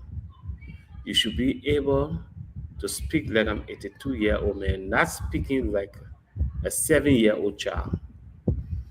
You cannot insult your employers. You cannot insult the people who pay you. You are telling the market women who you are beating every day on the street that they are dogs. You are telling the young people that you cannot afford to provide jobs for. You are calling them dogs. You are saying to the students that you are unable to educate. You are calling them dogs. You are speaking to those who go to the hospital and see no drugs there. You are calling them dogs because they call you out for your reckless leadership, because they are calling you to account for your reckless action on our country. It's wrong. And I continue to insist. Boakai, Jeremiah Kun and his gang of thieves are pushing our country on the brink of war. And this should stop immediately. Boakai should be stopped in his track.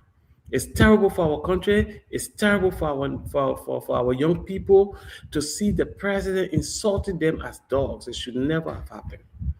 When it comes to Yeke issue, Dr. Richardson, I strongly believe that Yeke's right was violated, and this should not be a part of our democracy. This Unity Party under Boakai has disrespected the rule of law, and they are pushing our country to chaos. Okay, just 1 more minute. I lead this country, I think you should step aside. But you cannot push the Liberian people back against the wall. This shouldn't. Thank you. Thank you. Let's go, Mr. Gray. Remy Gray. Thank you, madam. Today marks the birthday of my niece. Happy birthday. Miss Amani Lofty Kroma. She's in New York, and we celebrate with her, and hopefully she'll see many more birthdays to come. And when it comes to President Boakai, I will hope that he has had the opportunity to listen to the diaspora. We're a tacit voice in our Liberian politics, our way of life. We're part of that community. We can never be, an outstretched child or poster child, as you want to call it. We're part of. So hopefully takes that idea that we cannot be listened to, and he may have spoken wrongly when it comes to in terms of what he said about liking us to uh, you know Winston Churchill's popular say that when you're walking towards a place, you should not listen to barking dogs. I hope you will listen to us because we have been a part of that community. We continue to contribute to the economy, and if I were advising him, I would have chosen a different set of language to use and not to come back. But I don't think he meant to call Liberians dogs, and I will hold on to that say. But hopefully, he looks at us as part of the solution, not part of the problem.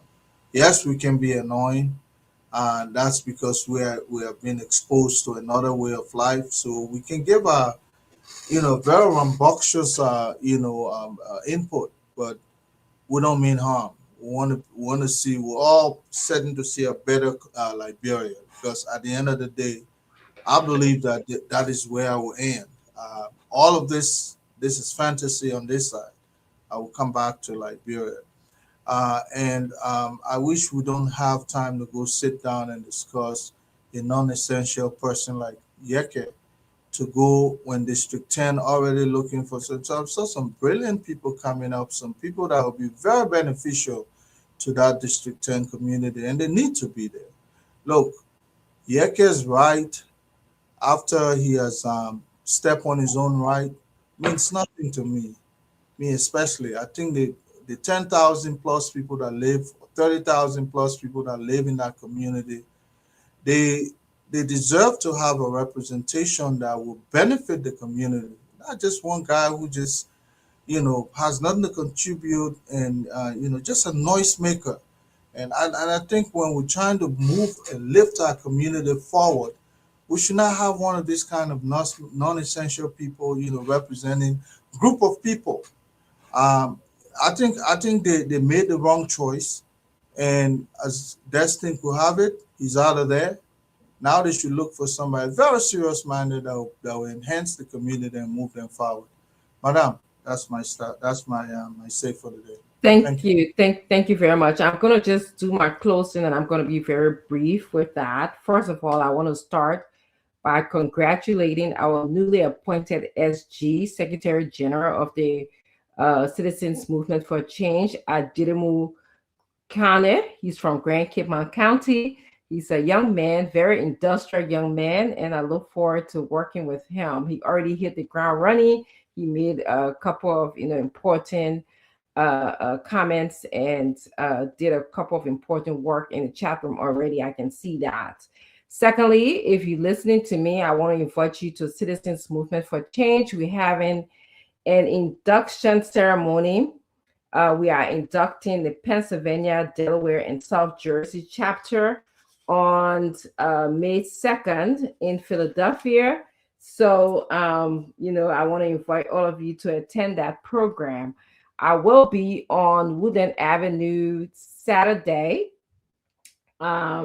to just talk to people and give out flyers and stuff like that relating to the program. So on Saturday, this coming Saturday, I believe it's the 26th, right? I'll be on Woodland Avenue.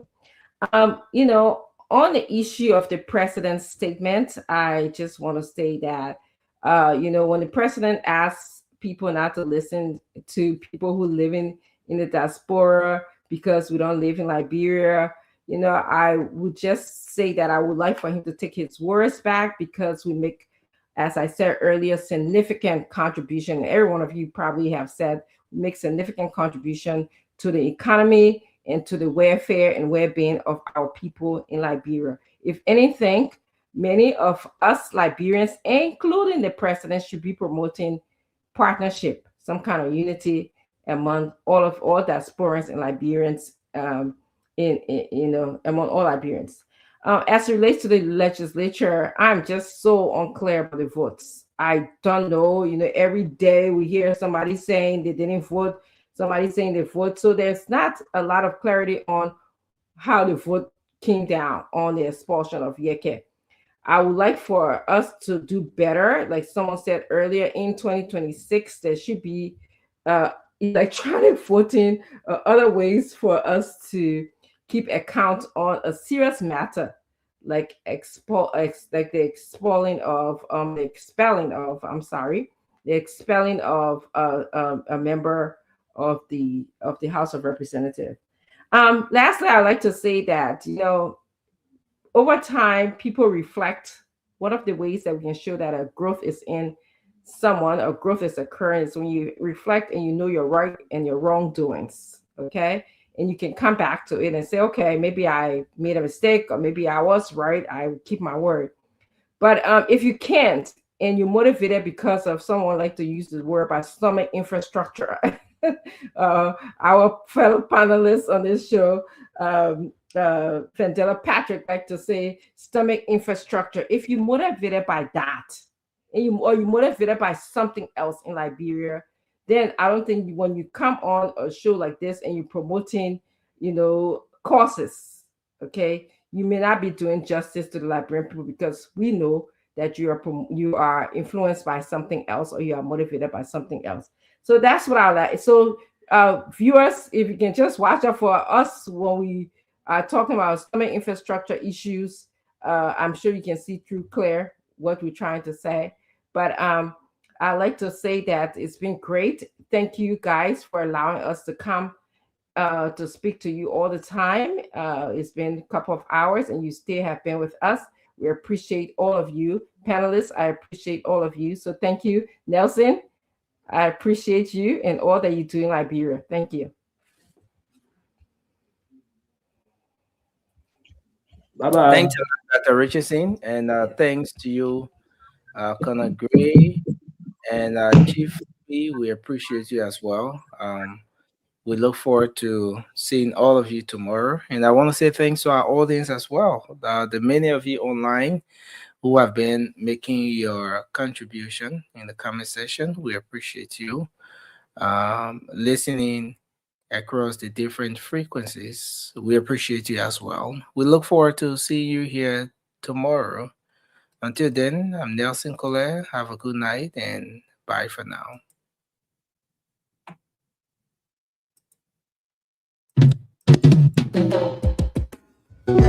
Yes, I, a special one. CEO stand tall with the spoon, and your boy right at the South Bend. Charges on the beat. On the spoon to get your information. On the spoon to be part of the spoon, spoon, spoon television. Spoon, spoon, spoon.